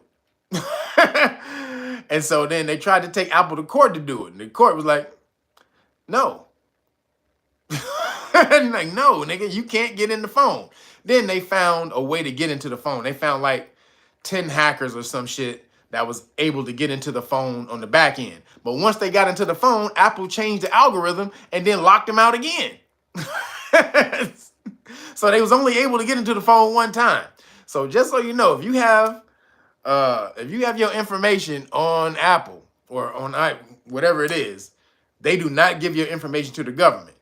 As opposed to Google, who just gave over information that was subpoenaed by the government. So if you have a Android phone, that's Google. Excuse me. They just gave your information up when they were subpoenaed by the government for something. They weren't subpoenaed. They were asked by the government. They weren't subpoenaed, excuse me. Because subpoena means you legally have to do it. They weren't subpoenaed. The government came and asked them to do something and said, well, if you don't do this, we could possibly do this. And also, we need this information for this, right? So Google was like, they assessed it and they felt it was for the betterment of, whatever that was. And they gave up the information. Now they say, we don't always give up information to the government. This is what they said. This is their quote from Google. We don't always give up information, but if we see that it may be of maybe some security interest or, something like that, national security interest, blah, blah, blah, blah, blah, blah. There are basically, we don't give up your information unless we feel like it. That's what I heard. When all through all the blah, blah, blah, blah, blah, blah, blah, blah, what I heard was, we give up your information when we fucking feel like it. If we don't feel like it, we won't give it up. If we feel like it, your information is gone. That's how that works. So, shout out to Apple for keeping my information secure, goddammit. Goddamn, baby. Thank you, Apple. Don't let nobody in on my shit. So, and again, this is more of the government trying to control corporations. Communism. Again, communism is trying to be in full effect. They're trying to bring this communist shit in. Government control of corporations. If you want to see a good example of that, go see the movie Tetris. Great movie. If you haven't seen Tetris, that movie Tetris is on Apple. Funny. Now we're talking about Apple. So Tetris is on Apple. It's an Apple movie. Please go watch Tetris. Great movie. Tetris is a great movie. It tells the story of how Tetris, the game, got made. It was created by a Russian, this Russian computer dude, programmer. He worked, I forgot, he had some regular job, but in his spare time, he made video games on the remember the old computers, the old ass computers with the black screen and the green letters and all that shit. So early 80s or whatever. So he programmed games on that. He made the first Tetris out of symbols. Like, so he put symbols together and made these long log things that you see as Tetris today. They were made out of symbols, like the colon and the parentheses and all of that shit. So when he made the game, a Khazarian dude went over there, and he would go to Russia and see what type of games he could snatch up and get the rights to, so he could sell them in America, right? So he was over there, he saw this one game, Tetris, and he was like, oh shit, because everybody was loving the game. It was like the game had got around Russia for a little bit, and everybody was playing it on the low. And so when the Khazarian dude was over there, he was like, shit, what the fuck? Let me see what that is. Who owns that? So he talked to the dude, and the dude was like, I made it, but he don't own it. Russia owned his game, because he was in Russia, and remember, Russia's a communist state. This is in the 80s, before the thing fell. Atomic Dog, appreciate you from DC, man. You in that police state. You got to get on over here, Atomic Dog, so we can teach you how to get out of that police state, brother. Thank you, brother. That's a whole week worth of turkey burgers. Appreciate that, man. Appreciate you.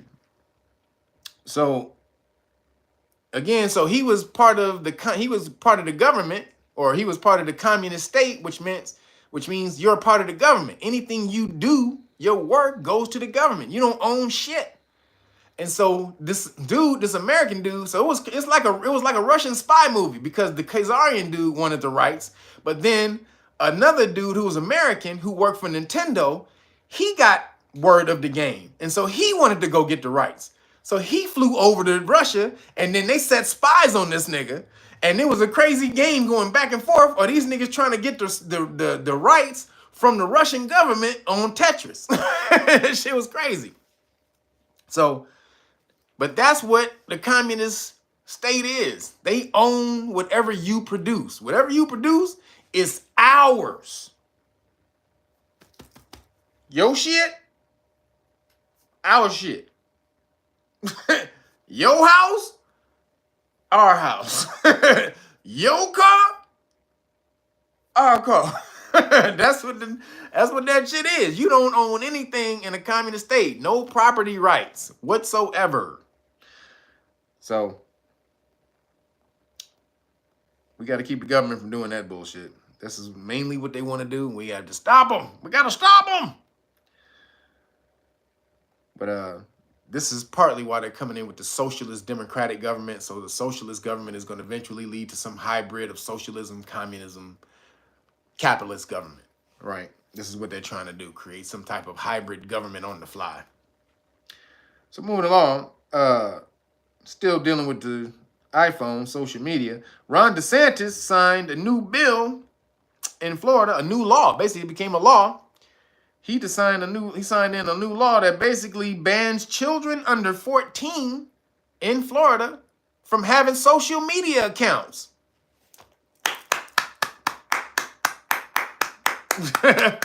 Hey, I gotta give the shout out, man.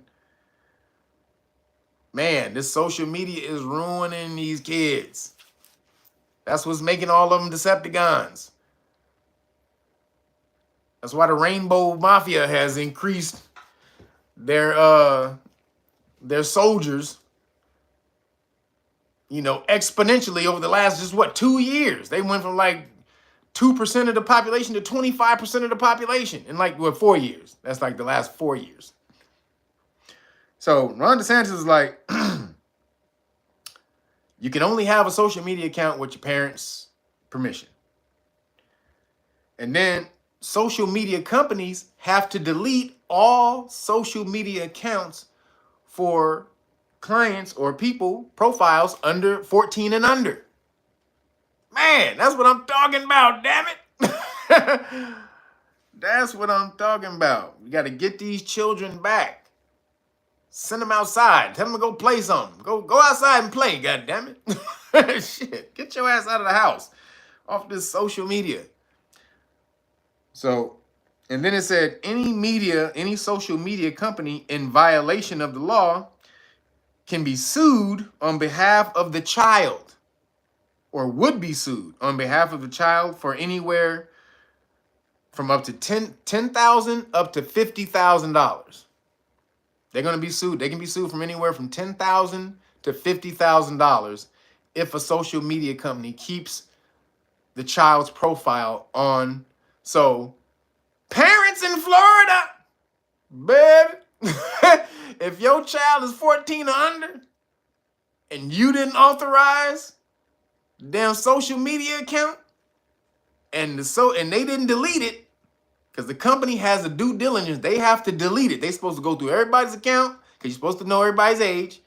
And then anybody under 14, they have to delete the account. If they don't do it, parents in Florida, that's a way for you to get paid. That is a way for you to get paid in Florida. Parents of 14-year-olds who still have social media accounts. You didn't authorize it? Go sue, baby. Go to the state. They will sue for you. The state will sue for you. So, shout out to Ron DeSantis for that. I just had to give him some props for that. And he shut down the rights on squatters' rights. He just signed a bill into law that says you can't squat in somebody's house and take the damn property.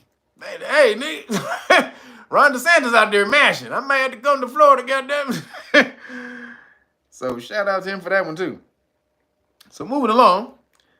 So the president of Boeing, finally this nigga resigned. Goddamn. Finally, all the damn videos, all the bad publicity that was coming out about this dude. And finally, this nigga quit. He said, somebody said EAD, Hodges called. You say EAD, Ron? What's wrong, Hodges? You don't like Ron DeSantis, nigga? Hey, nigga, Ron DeSantis got Florida cracking like a whip, nigga. You tripping. Ron DeSantis got Florida cracking like a motherfucking whip. Well, fuck him for the Haitians. Fuck him for sending the Haitians back, though. For real. Hey, fuck you for sending the damn, the National Guard against the Haitians. That's some bullshit, bitch DeSantis. But on the other shit, moving along, the Boeing president finally resigns. But his resignation won't take into effect until at the end of the year. So he really not resigning. He really not fired. So basically, he had to do something because a plane landed, one of the Boeing planes landed on the tarmac and lost the wheel. Oh! That shit came in sideways. That shit tried to touch ground. That shit came in like that. Have y'all seen the pictures? That motherfucking plane is tilted. It lost a goddamn wheel when it landed in Texas. Shit. Tried to land in Texas and lost a wheel. Luckily, them people are alive. Damn it. Some people got good karma because they're not, all of these damn mishaps with Boeing, nobody has died. Well, that's a few years ago. Let me take that back, because a few years ago, I think some Ethiopian flight and another flight, the Ethiopian flight got lost, and then it killed like 500 people, I think, on another flight or something like that. And it was in the hundreds. So after that, but then they swept that under the rug, right? And they continued with their bullshit practices, their bullshit quality practices. So now, yeah, soul plane. This shit is soul plane like a motherfucker. Where's Snoop at? Snoop in the goddamn cockpit with 8 blunts rolled out on the goddamn. He got 8 blunts just sitting there on the console. This is absolute soul fucking plane. So The plane lost the wheel. I can't even imagine if I'm the passenger on that plane and it lands and then all of a sudden your shit go down like that. And people go flying up in the air. Ah! What you gonna do if you on that plane, y'all? Oh shit. So this happened after the plane lost fuel in the air. After it took off, fuel was coming out the back. And they caught that on camera. Then a plane lost its wheel in the air. When a plane took off in the air, the wheel came off in the air, not when it landed this time. So one came down when it landed. There was another one that came off when it took off, right? And then another plane this past week had a cracked windshield. The windshield cracked on the plane. This is Homeboy plane, Soul plane, Homeboy Airlines for real. Goddamn. So, and then the whistleblower, I talked about this last week, how the whistleblower, how Boeing told him to stay another night for depositions. He had planned to go home, and then after Boeing told him to stay or asked him to stay one more night, he ends up in his car in the parking lot, shot up somehow, twice. Okay. he just ends up in the parking lot, shot up after he planned to go home, and Boeing told him to stay one more night. What, did they threaten him? Why would he just take himself out after Boeing told him to stay one more night? Okay. So it says a whistleblower, the family friend, said that he told her if he came up dead and said he killed himself, and they said he killed himself, don't believe it. This is what he told her. If I come up dead and they say I killed myself, don't believe it. So after all of this comes out, the Boeing president, CEO, he resigns, which will take effect in December at the end of the year. Then there was somebody who did resign right away, though. I think it was like Boeing America. So the head of American Boeing, he resigned, but then the head of all Boeing around the world, he's still there. So just watch out. Remember, if you take a plane, don't take no 737s, no 787s. Go on kayak before you book your flight. Excuse me. Go on kayak before you book your flight, because kayak allows you to see the plane you're going to be on. So you get to choose your plane. You really want to choose an Airbus plane. That's the company that's Boeing's competition. That's why they start going cheap on all their planes, because Airbus was kicking their ass with how many planes they kept producing, turning out. So they started cutting corners so they could keep up with Airbus. So get on Airbus plane if you're going to do that. All right. So moving along. Hold on.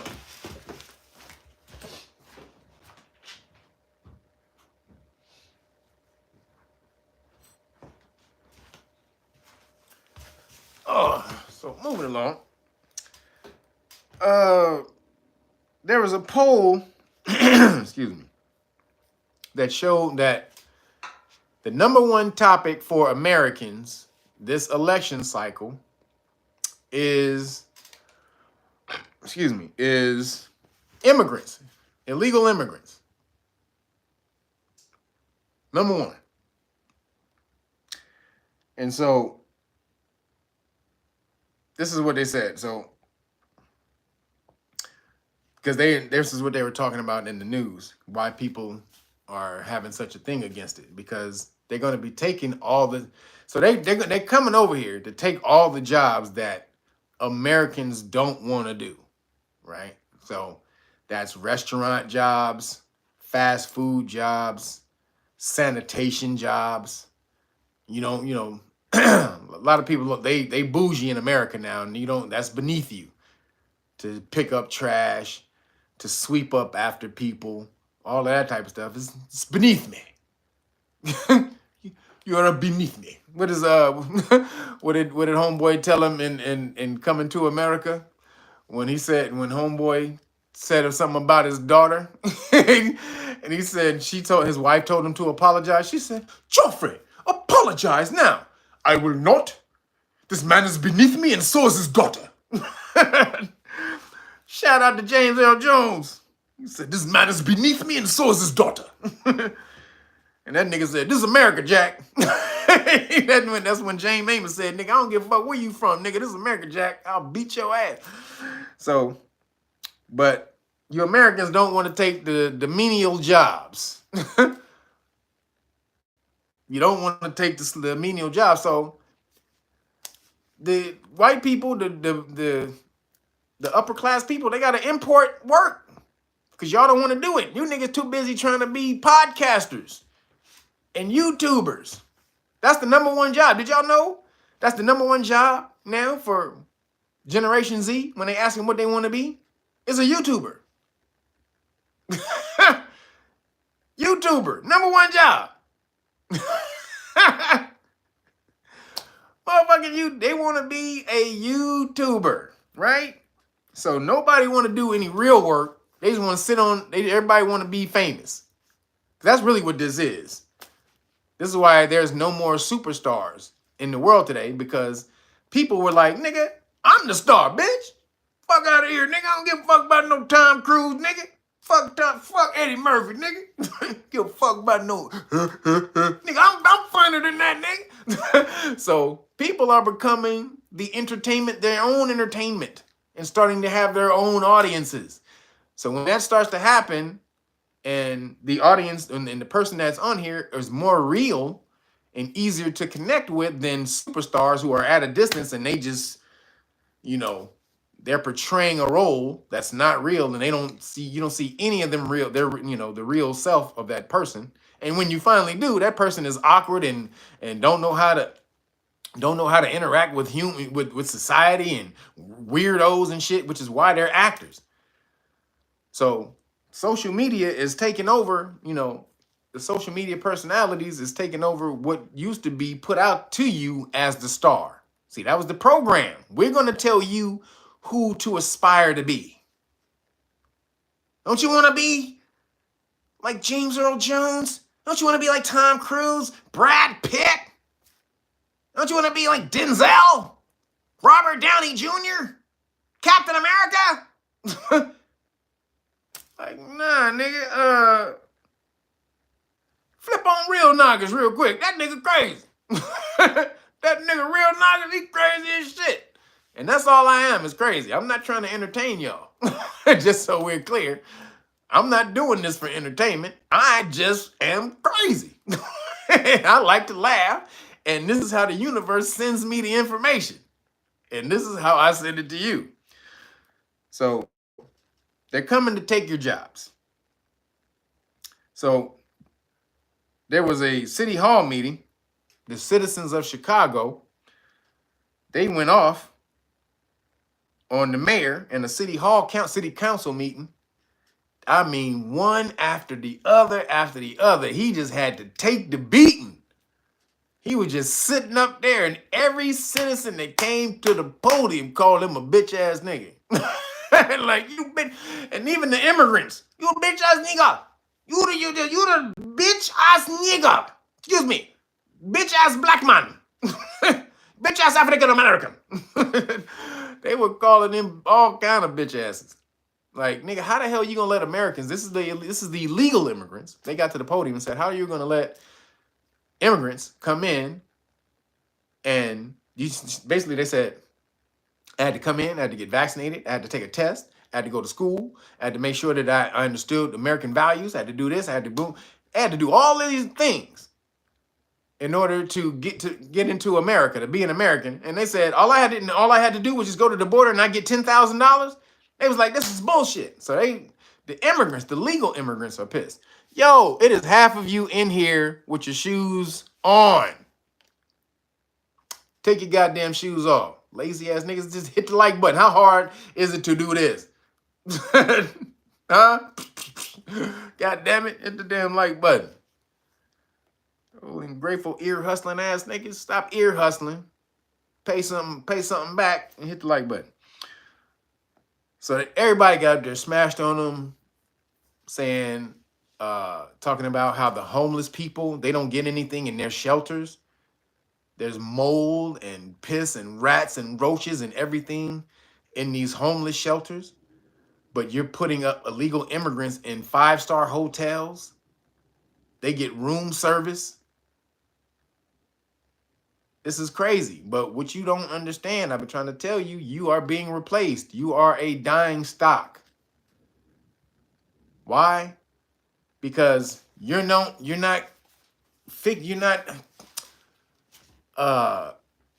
committing to yourself any self-improvements. So if I buy into a business, right? What makes you buy into a business? If you go and you look at a business and you do your prospectus and you do your diligence on that, you're supposed to do what's called technical analysis, right? Supposed to do an analysis and break down, but the technical analysis is breaking down the business, how the business is run, you know, what they prospect to do in the next few years. Leadership, is any new leadership coming in? Any new ideas? All of that type of stuff plays into an effect when you're evaluating investing into a company. Because if they have some new technology or products coming out in a new few years, then that means boom, okay, I just need to invest and sit because they're going to upgrade, all these type of things, right? This is what you do when you're looking to invest in a stock. You look for a stock that's climbing, that's on a trend upward, by adding improvements, by making itself better, right? By adjusting on the fly, doing all of those things. Now tell me how melanated people are making improvements as a stock. How are melanated people making improvements? Anybody? Anyone? I'll wait. How are melanated people making improvements? Are you discovering or figuring out the system, how the system works? No. You're emotional. You only cry out when the system is smashing on you until it's election time. Then you go back and vote for the same niggas who gave you the fuck shit. Now remember, local elections are more important than national elections. This is why it's so important for y'all to get involved locally. Because they co-opt all your local politicians, like your mayors and your city council people and your school boards. This is where all of the bullshit is implemented in your town. It's not by the federal government, which is kind of is, but mostly it's by local government. And when they see you sitting on your ass and they able to just do anything they want to the community without you doing anything or barely anything, you don't ask for anything, you don't get together, you don't come together and you know, as coalitions to get any to clean up any cities, to build up any buildings, to go after, to lobby. You know, none of that stuff happens. You're not improving yourself. You're not making yourself a better stock. You don't do anything. But cry and whine when the fuck shit comes down. But you don't want to do anything when you feeling good, it's in, you know, it's a calm time when nothing's really going on. Melanated people, they not moved to do anything. Because you chilling, you in your nice comfort spot. That's what happens to niggas. You too good in your comfort zone. Niggas hate getting out of their comfort zone. If ain't nothing really popping off, then why do I need to go learn this and do that and do this and that, do that? You only reactive. You're not responsive. Stop reacting and respond. Respond, you prepare to respond. React, you don't prepare for that. It just happens. It's spontaneous and it doesn't leave you with any conscious thought on what to do. It's more off of emotion. Yo, Roderick Rose, appreciate you. Says changing status and claim our nationality. Yes, it does. That does help. Because you're dealing with corporations. But I'm talking about how they see you inside that corporation. That helps you to get away and break away and prevents the corporation from having any obligation or any power over you. But I'm talking about within the corporation. within the system, because you're gonna have 1 foot in the system and 1 foot out. You're gonna be this, I'm just in it, but not of it. I'm in it. Are you gonna go to the top of the mountain and start living like the golden child? No, you're gonna stay in the city and you're gonna be using all these resources. So you want to have 1 foot in the system, 1 foot out of the system, right? So but to have 1 foot in the system means you need to be seen and heard. So that's what learning the law, getting at these niggas through the legal system. That's the learning bonds. That's truly what moves them. Everything that they have in the system is bonded. It's backed up by a bond. If you take the bond, then you take this. Or if you take security of the bond, then you have that person. You take control over that person's job or whatever that is. So again, this is learning the system, upgrading yourself with knowledge of what to do, about the system. You've been in this shit for fucking ever, and you still never upgraded your shit to where you know anything about how the system is run. Nothing.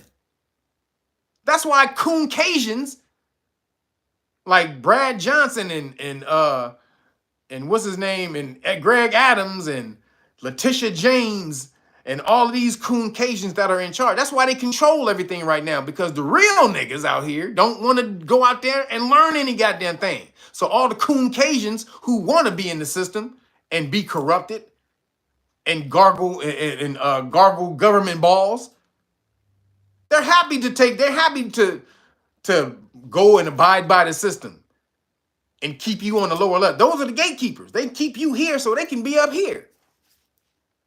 So again, you have to get involved in the game if you want to stop yelling about immigrants coming over here. That's the only recourse you have right now, is to come together as melanated people in a system that you have advantage in because you've been here longer. You know how it works better. But not really, because you really haven't been doing that much learning. So when these illegal immigrants truly sit down and learn the system, they're going to take it over ahead of you. They're going to have the advantage because they're already connected.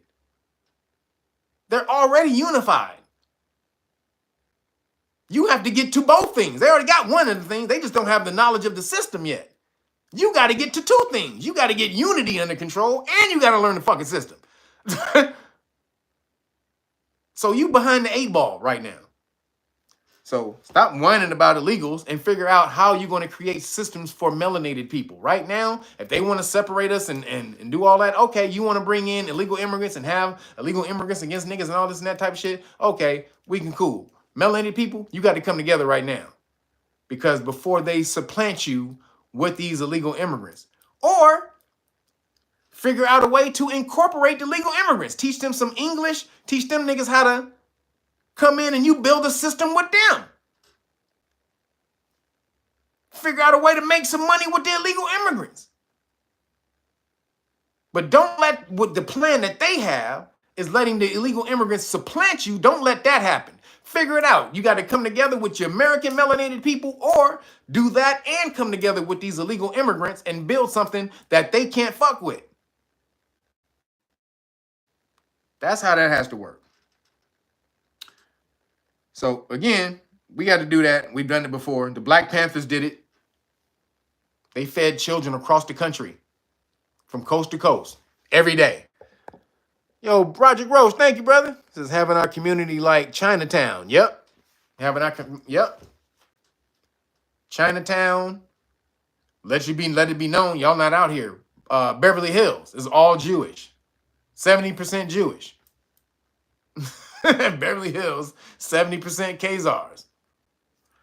So you got to do it like that. Again, Black Panthers, they had it going. They had the answer. Come together. Stop waiting on the goddamn system to do something. Food programs, sickle cell. They did that shit. Why you think they had to shut the Black Panthers down? They didn't want people to copy that.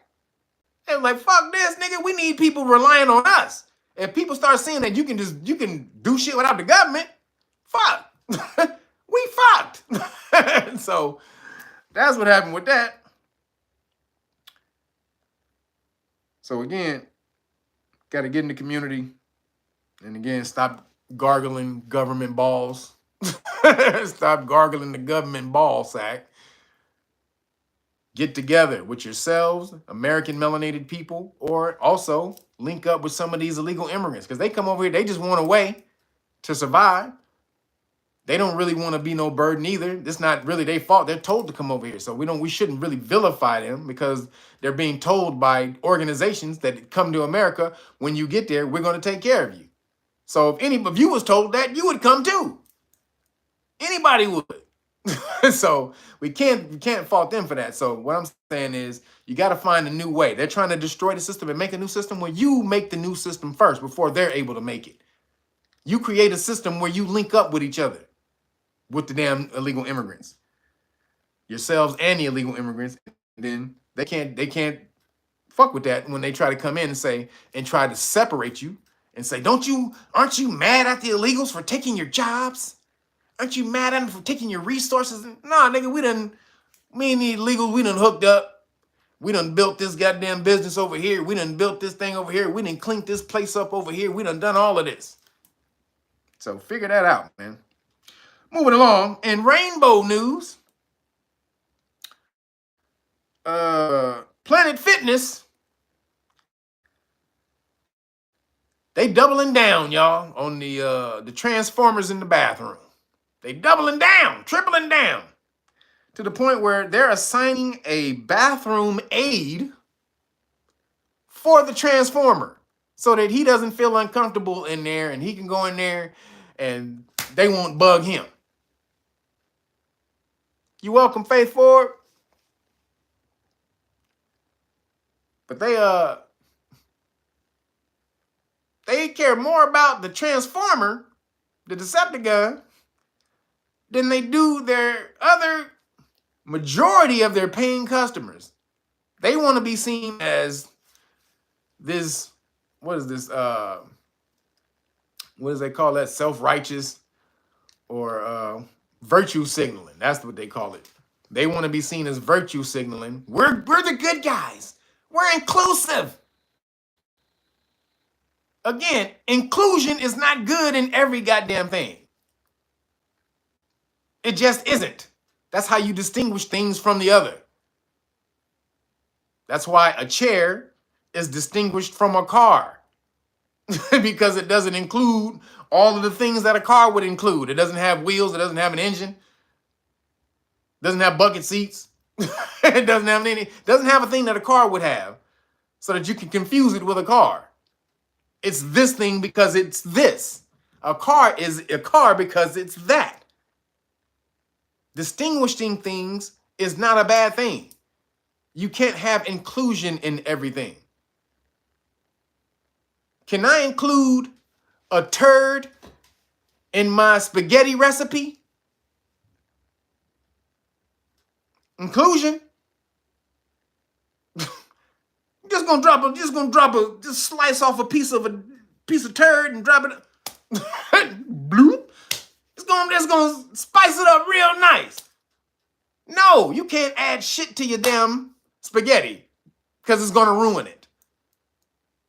You can't include everything in, nasty than a motherfucker. But I'm making my point. You can't, and some things aren't meant to be included into the next thing. Men and women are who they are because of who they are. They're separated because of who they are. They're different beings.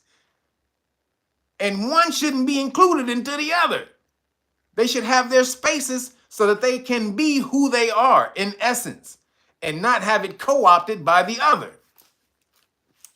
So this inclusion bullshit that they have you on thinking that inclusion is good for everything, no, it's not. Inclusion is not always a great thing. There are no absolutes. So they want to get you on that, and they got a bathroom aid for the Decepticon so that he feels good. He feels included into everything. So in New Jersey, back in 2022, at Planet Fitness, a woman, she had her membership canceled because she complained about an ass-naked man in the locker room. This nigga was just butt naked, walking around, swinging.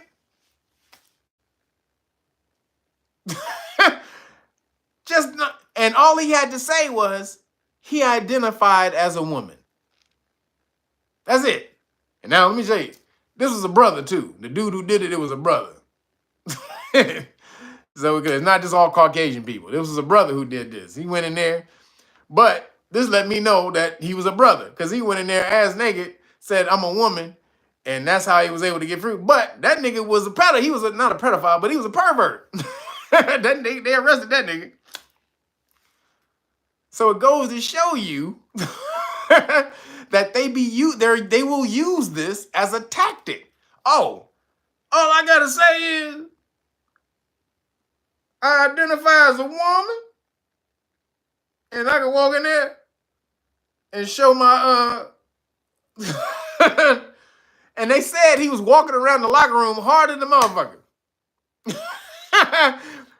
Wait a minute. How you walking around the locker room butt naked and hard as fuck, but you a woman? Wait a minute. I'm a lesbian. I'm a lesbian woman. Mm-hmm. I'm a lesbian. I'm a lesbian. Yeah, ladies. Hi. Oh my God, your fucking ass is so fat.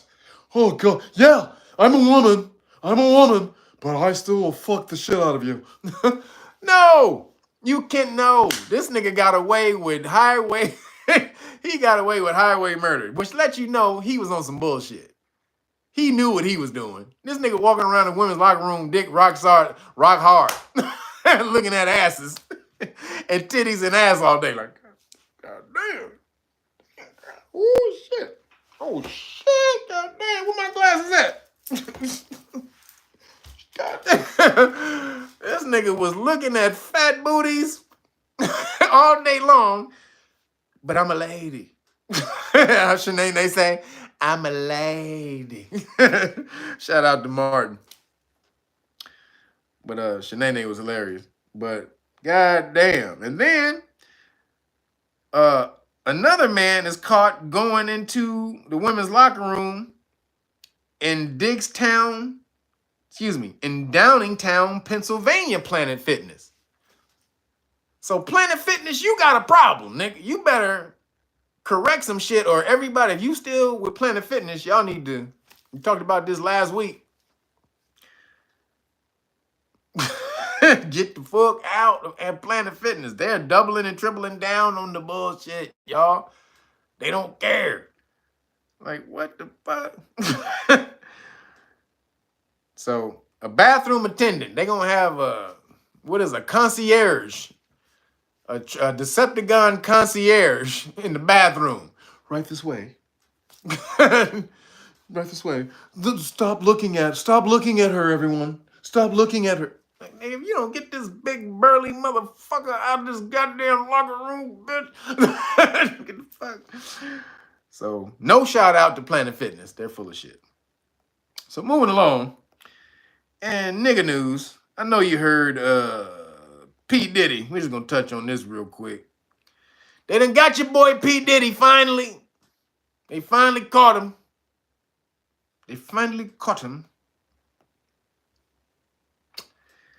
Woo, this is after 30 years of hearing what Puffy been doing. We've been hearing about this nigga for 30 goddamn years of the fuck shit Puffy been doing. And I'm surprised that when they got Russell Simmons, when they came after Russell Simmons, this nigga didn't hide all the tapes. He didn't scrub down everything. Nigga, I'm going to tell you right now, I would have had a route out of... I'm going to tell you right now, I'd have caught a boat somewhere. This boat flew to a private plane that flew me, dropped me off on a boat on the water, nigga. You tripping. How the hell you get caught, nigga? And you've been doing this for 30 years knowing at some point in time this karma may come back on you. You got caught still? See? That's the universe. Karma. You can't escape your karma. You can't escape it, damn it.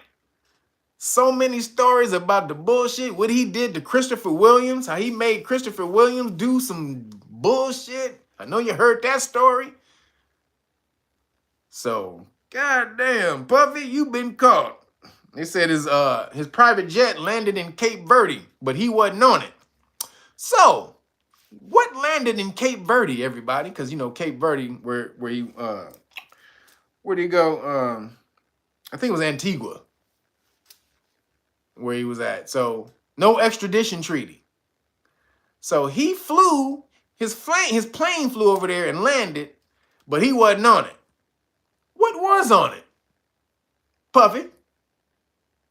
Was it the videotapes of you doing the foul fuck shit? Or the videotapes he had on other politicians and stuff? Because that's why I think they did the raids. They did those raids so they can go confiscate all of the evidence that they had on all the high up people. That's why they went in there and kind of, hey, nigga, go raid this nigga's house. Make sure you got everything. They start calling this nigga Puffstein, like Puffy. You seen the memes that they mixed him with Epstein and Puffy? That shit is hilarious. They call him Puffstein. They called the nigga the Diddler.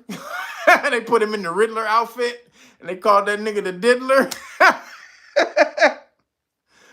Oh, nigga, it's all coming out for this nigga. That shit is hilarious. The Diddler? Nigga, that's hilarious. The Diddler. Puffstein.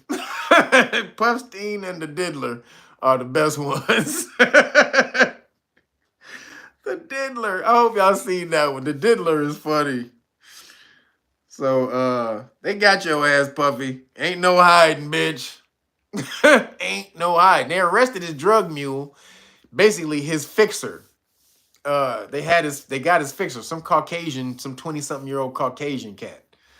So they got him. They arrested him. Is this nigga gonna spill the beans? I think he gonna turn. I think they gonna turn him. And when they do, it's over for you, Puffstein. The Diddler. P. Diddler. It's over for you, boy. So, but funny thing is, his best way out, funny enough, the best way out for this nigga is Donald Trump. The best way for Puffy to get out of this right now is if Trump got elected. So if I'm Puffy, I'm trumping off all day. Trumpity, Trump. Because, nigga, if Trump gets in there, he can pardon him. So that's the only recourse that Puffy has right now is a pardon from Trump. Because otherwise, Diddler, you going down the river, nigga. Up the river, down the river, around the river, nigga. You're going to be swirling in the river. Shout out to the people who got the Diddler. Yo, P. Dookie, 100% Rotten Podcast. P. Dookie, what? Not P. Diddy, P. Dookie. Oh, man, that's ridiculous. Moving along. Damn. So, did you see that CERN, CERN, the CERN particle accelerator, them niggas are going to set the particle accelerator off during the eclipse, the solar eclipse on April 8th, the day after my solar return. Glad ain't no eclipse on my solar return. That'd have been too symbolic. But the day after my solar return, then there's a there's a solar eclipse. And CERN is going to flip the goddamn particle accelerator. So, if I get sucked into a goddamn portal and into another time dimension, it was nice knowing y'all. I love this timeline. Whatever this timeline is, I love it. If I don't see y'all again on this timeline, it's been great. Appreciate y'all on this timeline. Yo, Toby Robinson, thank you for the cash out, brother. Appreciate all my turkey burger support. But These niggas about to bust a hole into the galaxy.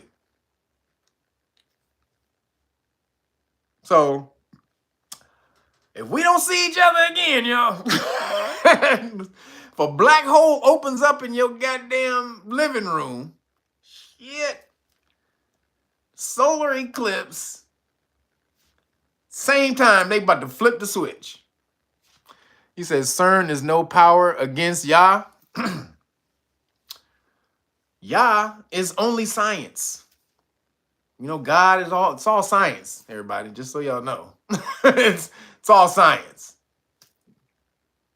So, they flip that particle accelerator, boom, and a fucking alien pop his head into your living room. Hey guys, what's going on?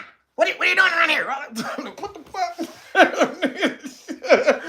Nigga just pop his head in out of space like, hey, what? Nigga, you know, niggas is gonna fight. If we see aliens popping through a damn portal, niggas is scrapping. We already know. We got the hands, bitch. You better make sure that you know, you say that you agreeable. You a good alien, because nigga, we doing that or we pulling out the blammy like, is you a good alien? You a friendly nigga? Get your ass out of here, alien. Niggas don't play that shit. So it says, the Large Hadron Collider will smash atoms together for the first time since 2022.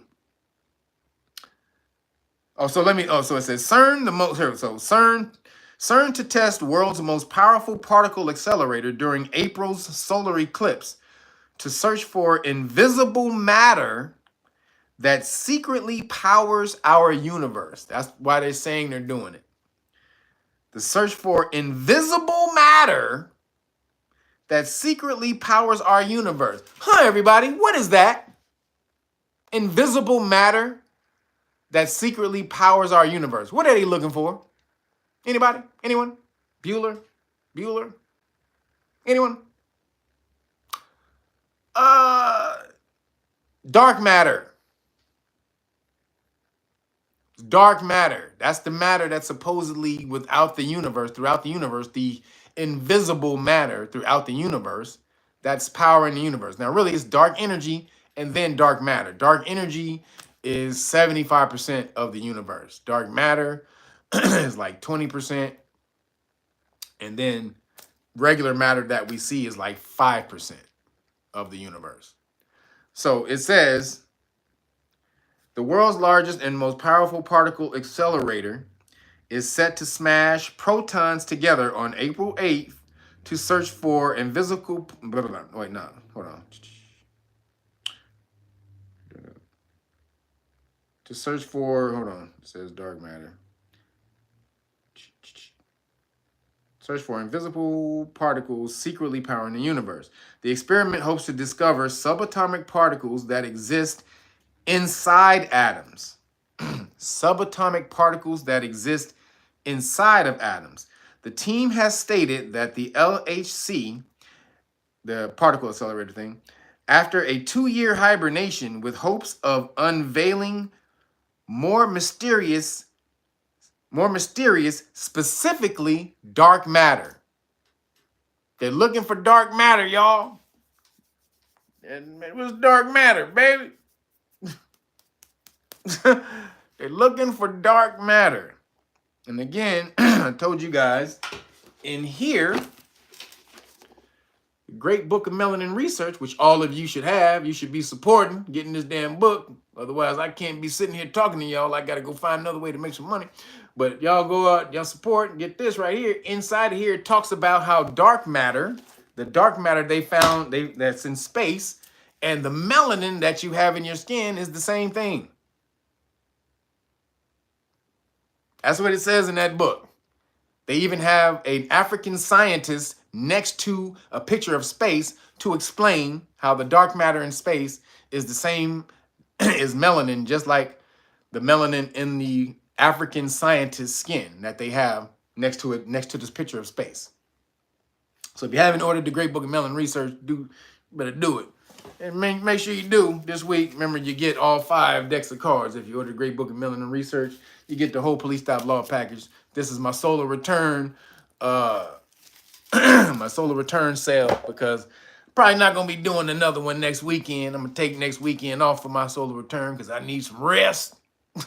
So I'm taking next weekend off. But so this week though, you order the Great Book of Melanin Research, you get the whole Police Stop Law package plus the 5 decks of flashcards. But again, that's only this week. So make sure y'all support. But you should have that book because it teaches you about your melanin, how powerful your melanin is. Why is this one of the most coveted things in the world? Which brings me to something called, have you heard of BIO-HYDROCARBONS? Have you heard of BIO-HYDROCARBONS? So now I told you about hydrocarbons. Hydrocarbons are what? That's the oil that they pull out of the ground. That's the oil that they pull out of the ground. Oil is a hydrocarbon. It's not a biohydrocarbon. It's an organic hydrocarbon. What is a biohydrocarbon? So, right here, because what happened was that word just popped into my head the other day. Because I talked about you having this melanin being a hydrocarbon, but it's not it's not like the oil that comes out of the ground, which is an organic hydrocarbon, even though this is organic also, but it's more than that. So the word biohydrocarbon popped in my head, right? So I Googled it, and then there's a whole field of study, but very small research being done on something called biohydrocarbons. The universe just sent me this shit. Hadn't thought about that word ever. Sent me that word, Googled it, found that there's a whole study, there's a whole field of research being done on biohydrocarbons. So biohydrocarbons are hydrocarbons produced by living organisms or from biological feedstock. So feedstock is like the product that you use to make something.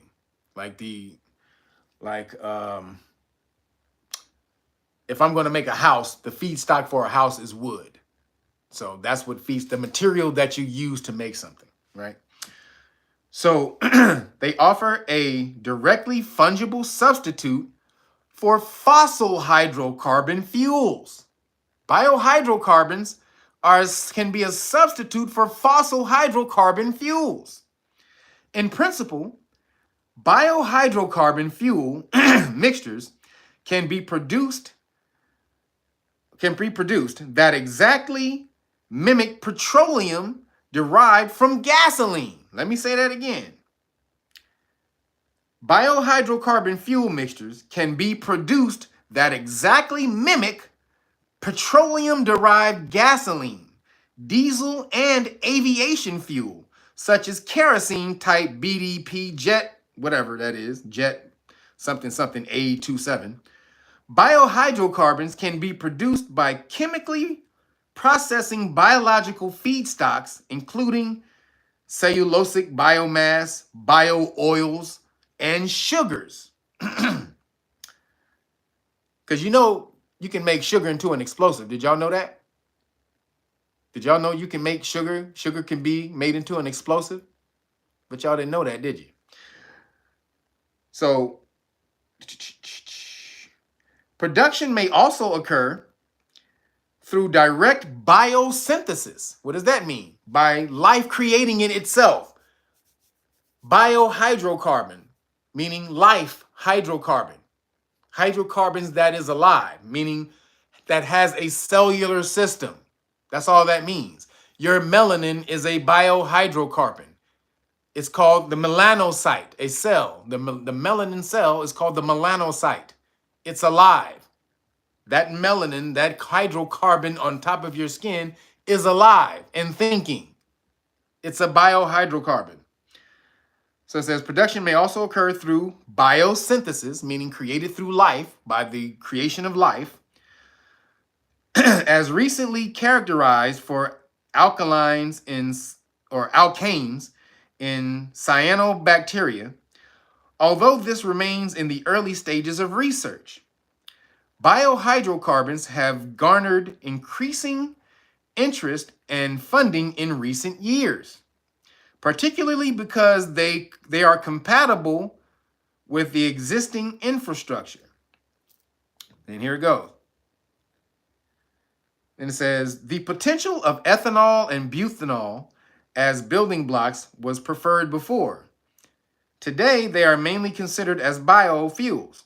And it is worth mentioning that from plant biomass and fermentive pathways, meaning fermenting certain biomasses, it is possible to produce biohydrocarbons, showing more attractive combustion and performance characteristics compared with traditional biofuels.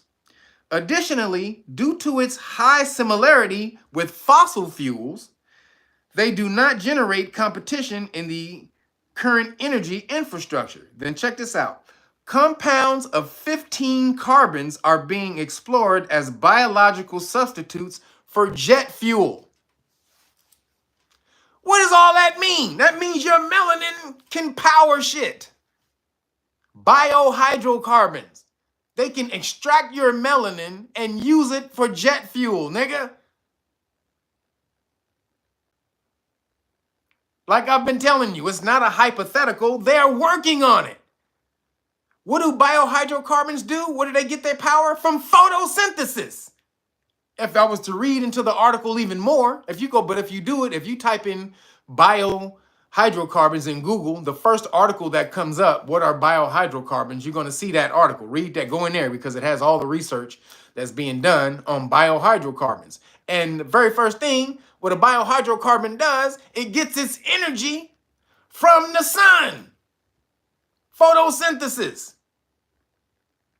Your melanin. Y'all better understand who the fuck you are, man. Y'all better start understanding who you are. Why do so many melanated people come up missing? So many melanated children come up missing. You think they're not extracting melanin and doing this stuff? They are finding out that you, as an actual person, the thing that's flowing over your skin, can be used to fly a jet, to power a home, to run computers. You are a walking power plant. Now do you understand why fucking you was so damn coveted and revered in ancient times? Now again, everyone has melanin. So I don't want you to think, oh, just only the people that's melanated on out. No, everyone has melanin. Some people have external melanin, eumelanin. Some people have neuromelanin, internal melanin. And so that then, which is melanin for your nervous system. And then some people have both, neuromelanin and eumelanin on the outside. So that's melanated people. When I talk about that, you're talking about external and internal melanin. But everyone has melanin, so I mean everyone can tap into this force, which is why you'll see some Caucasian people on some super spiritual shit. Like my homeboy, like the boy Bob Proctor. Shout out to Bob Proctor. I'll take Bob Proctor over most of you niggas. Bob Proctor was real. Go look up Bob Proctor. That motherfucker was on his shit about spirituality. He understood. He was in tune. He was in harmony with the universe. He spoke the real shit. Shout out to Bob Proctor. So then, moving along, because I had something in. So just make sure y'all want you guys to understand. You have to understand what you get out there. Make sure you get your stuff. Order your damn great book of melanin research so you can understand about these biohydrocarbons that you have, and then how you can tap into those things meditatively, consciously. You have access to this stuff through your consciousness. You know how I know? Because in this book, and so this is book 1. I think it's in book 2 of this book, because they don't have any melanin, because the scientists don't have any melanin, there's a section back there where they basically took a a brother's whole website. His name was like Amin Ra El something whatever, and he was an Egyptologist, and all he talked about was ancient Kemet and how our melanin powered ancient Kemet, and we were able to levitate things and do this and that. They took that nigga's whole website and put it in their research. Why would they take a dude, what they would probably call a black supremacist or pro-black Egyptologist nigga who was walking around with the onks and all the gear and the rings and all this and that, talking about how melanin and boop boop and all that. Now he got the information that he had on that website, he got from Dr. Richard King. If you go look at the Melanin book, Dr. Richard King, he broke that stuff down in the Melanin book, right? The reason they were watching us because they don't know what it's like to use it with consciousness, to feel like what it's like to use it. So they have to go and find someone who has melanin to see what it's like for them to use it consciously. They had to be like, we don't know what it's actually like to have it and to be conscious about using it and to know that you actually have it. So they went and found this dude's website and downloaded his whole website into the melanin research. It's in there. So they're watching us to see what we think about melanin, how we use it, how it manifests within us. Do you understand? They took a whole nigga website and put it in the goddamn research, put it in fucking research book. So if they're watching us, why the hell you not? They know how dope that shit is. So again, great book of melanin research. realniggas.com if you want to hook up and understand why you're going to have to get on your power game in the future. But so moving along, did you see there's a viral video of the women talking about they don't need men? Did y'all see that video? This dude went around asking ladies on the street if they need men, and most of the women were like, no, men are useless. No, I don't really need a man. I don't need a man. I can have my own job. I can do this, blah, blah, blah. I mean, I need a man maybe 3 times a week if I want to have some sex or something like that. I want somebody to go down on me, but I don't need... All these bitches talking about they don't need men, huh? Okay. You don't need men. Because, after men built the goddamn world that you live in, and all the shit that you use, 95% of the shit you use, men built it. But after we built everything, now you got it from here, huh, ladies? You got it. We got it, guys. Thanks. Thank you, guys. Thank you. You're so kind. Thank you. You're so kind.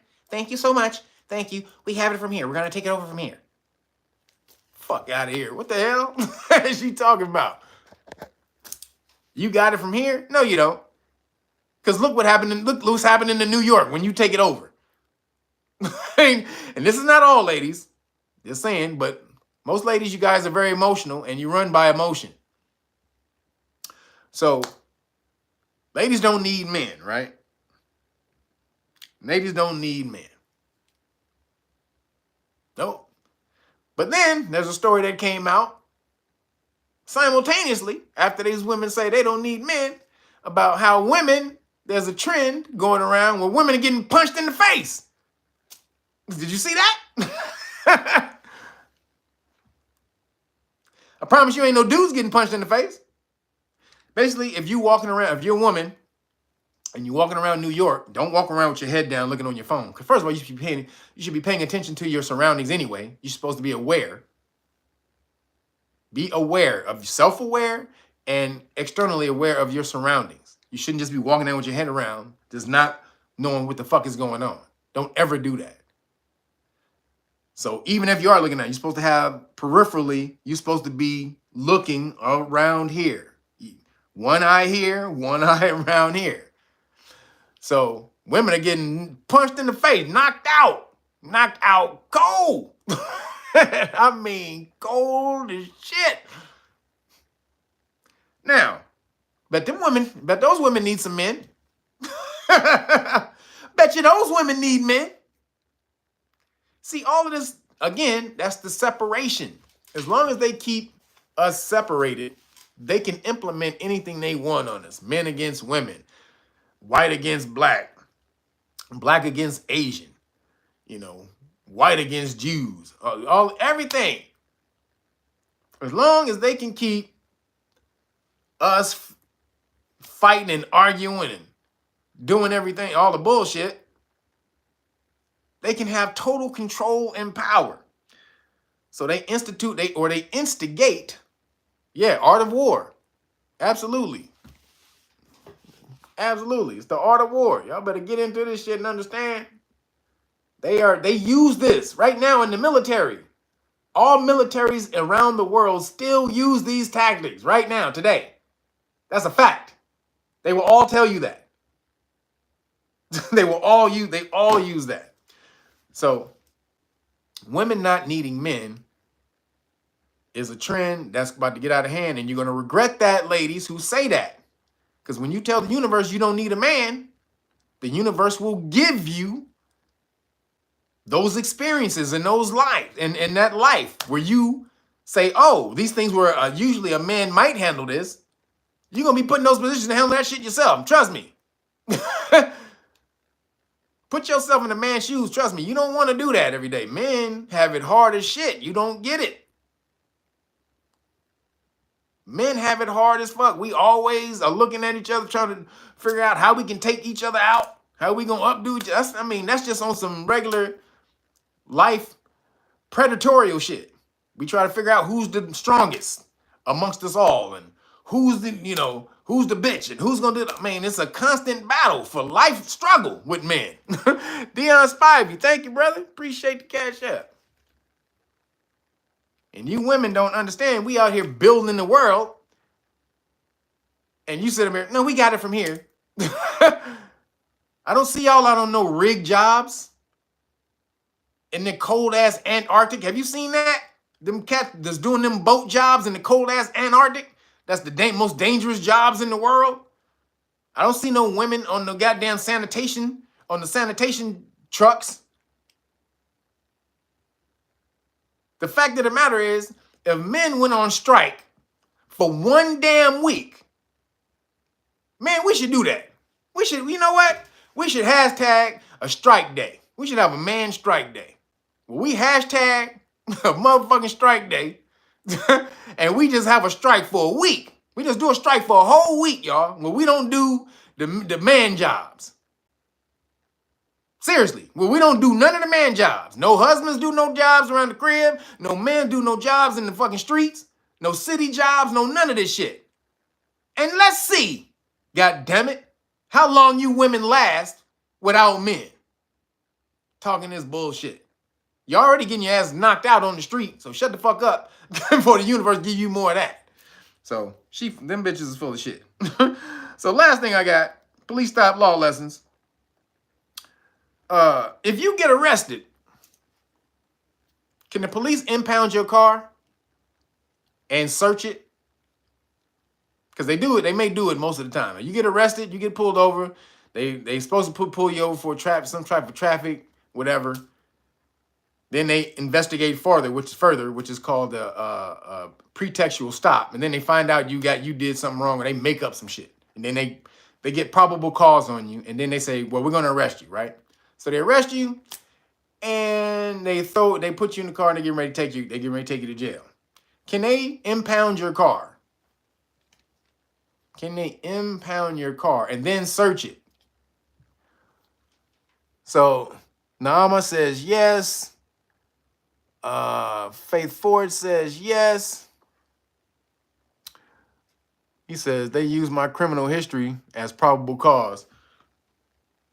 Well, first of all, I would have checked up on that, because they have a limit. There's supposed to be a limit to when they can do that. And if you paid all your restitution, if you weren't still like in the system on probation or anything like that, they're not able to do that. But you don't know that, so you can't challenge it. But this is the thing. So they'll tell you that all the time, because they're not supposed to search your car without a warrant, right?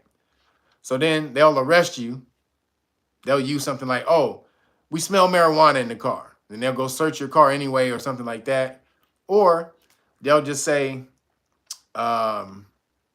know, they can pull out some type of bull crap, you know, that whatever reason they try to railroad you and say, oh, we're going to take you to jail because you didn't do this, or you had, you know, you were driving with expired license or whatever it is, right?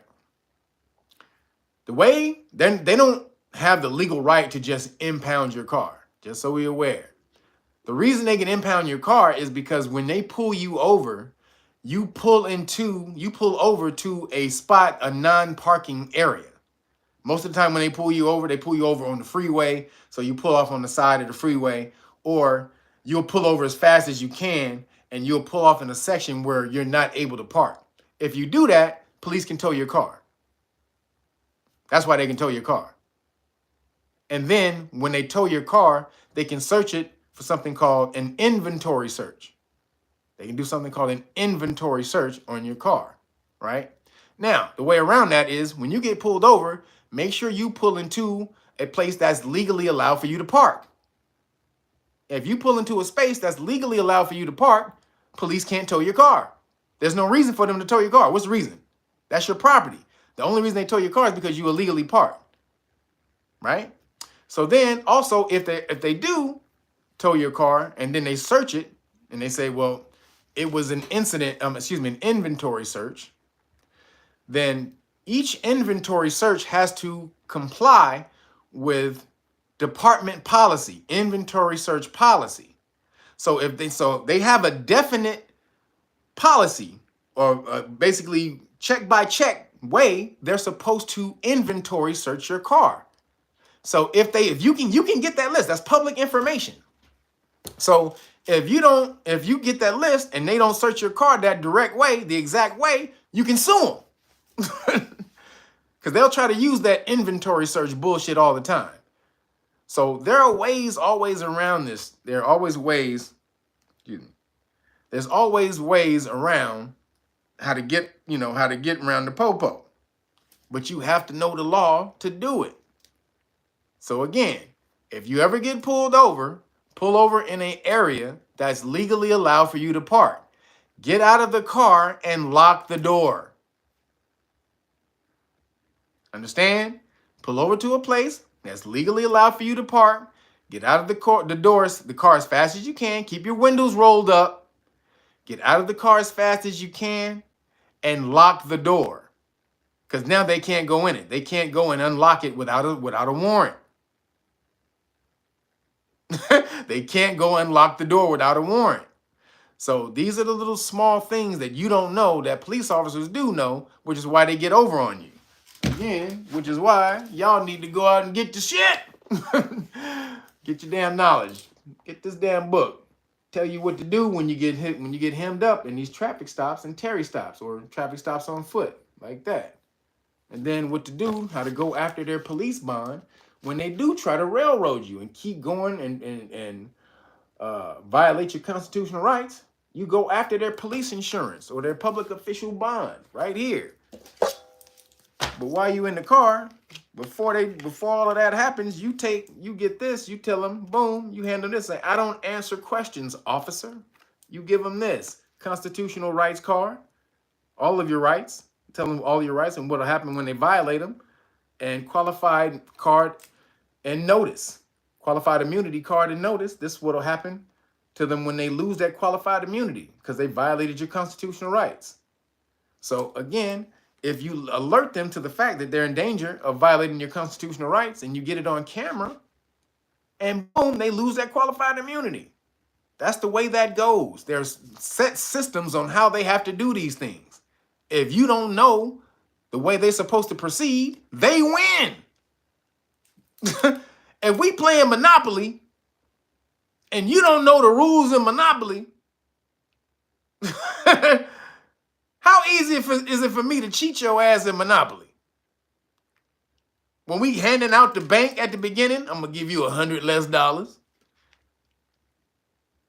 When it's time to land on Boardwalk and Park Place, I'm going to charge you extra money without the house on it.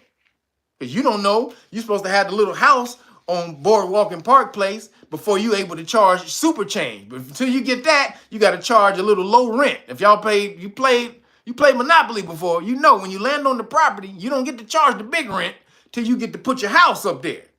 But if you don't know that, and you land on my property, I'm gonna charge you like I got the big house. So that's what it means to know the rules to the game. If you know the rules to the game, no one can cheat you. No one can take advantage of you within the game. So you keep this in your car, you put this up, say, I don't answer questions, officer. Bam. You give them this plus your driver's license, because you may have to give over your driver's license. If it's a lawful stop, you give over your driver's license plus these 3 things, and then see what happens. Told you, D Nice up in here, he told you that the constitutional rights card worked. He be using it.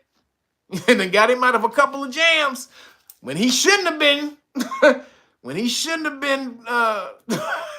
Universe is with you though, but you didn't have you didn't have no bad karma out there. So shout out to you for not having the bad karma. But again, order the great book of Melanin Research. Learn out about how to use your BIO-HYDROCARBONS that you're walking around here with. And for this week, for the solar return week, I'm going to give you the solar return special, the 5 decks of flashcards. Bam, you get this with when you order the Great Book of Melanin Research hard copy. If you want any of these things individually, please go to knowyourrightsfoundation.org if you want to just support and buy these things individually, or to sign up for the Know Your Rights Foundation Academy. Get you one of these beautiful baby. Join this army, baby, this 1 million Johnny Cochran army. We gonna be off the chain in a minute. Do y'all understand? Y'all gonna be like, damn, these niggas is off the chain. I had a chance to join them back when Kevin was pushing this on his channel. Now that they a big ass organization smashing on everybody, I want to be in it now. I got to be behind. Yep, you damn right. You should have been in here when you heard me talking about this right from the jump. I know it's a bunch of y'all been hearing me talk about this for years. So some people have gotten in here after years. Luckily y'all did that. But right here, boom, you get this certification. You got to go out here and you start teaching the community. That's the deal. We teach you for free. You go back out, you take this certification, and you start teaching the community. That's how we work it, all right? Commitment here, we commit to you. You commit to the community. And that's how it has to work. Everybody who comes in here, you have to work to get one of these. If you just want to learn the law, you can just go buy the products and support, and you can learn the law that way. But if you want to get trained in the law, you have to make a commitment in order to go back out and teach the community. That's the deal. That's the contract. All right. So that's it. That's all I get, everybody. Appreciate y'all. I got a bunch of turkey burger and chicken shawarma money love today. I'm about to be in chicken shawarma turkey burger heaven. About to order me that right now as soon as I click this damn screen off. So appreciate you. Thank you for all my moderators for moderating the chat, making sure nobody gets too crazy up in here, taking the people out. Thank all the super chats, all the cash apps. Appreciate you guys. Make sure you go to patreon.com/realnagas. You want to sign into the status classes. Have 1 foot in the system, 1 foot out. Learn how to contract and learn how to protect your family when the government comes after you. Again, that's patreon.com/realnagas. Cash App, realnagas9 if you want to hook me up with some more turkey burgers during the week. I appreciate that. Solar return turkey burgers, baby. I'm in for it. I'm all for it. Hey, hook me up, man. Appreciate you. I'm out of here. Deuces.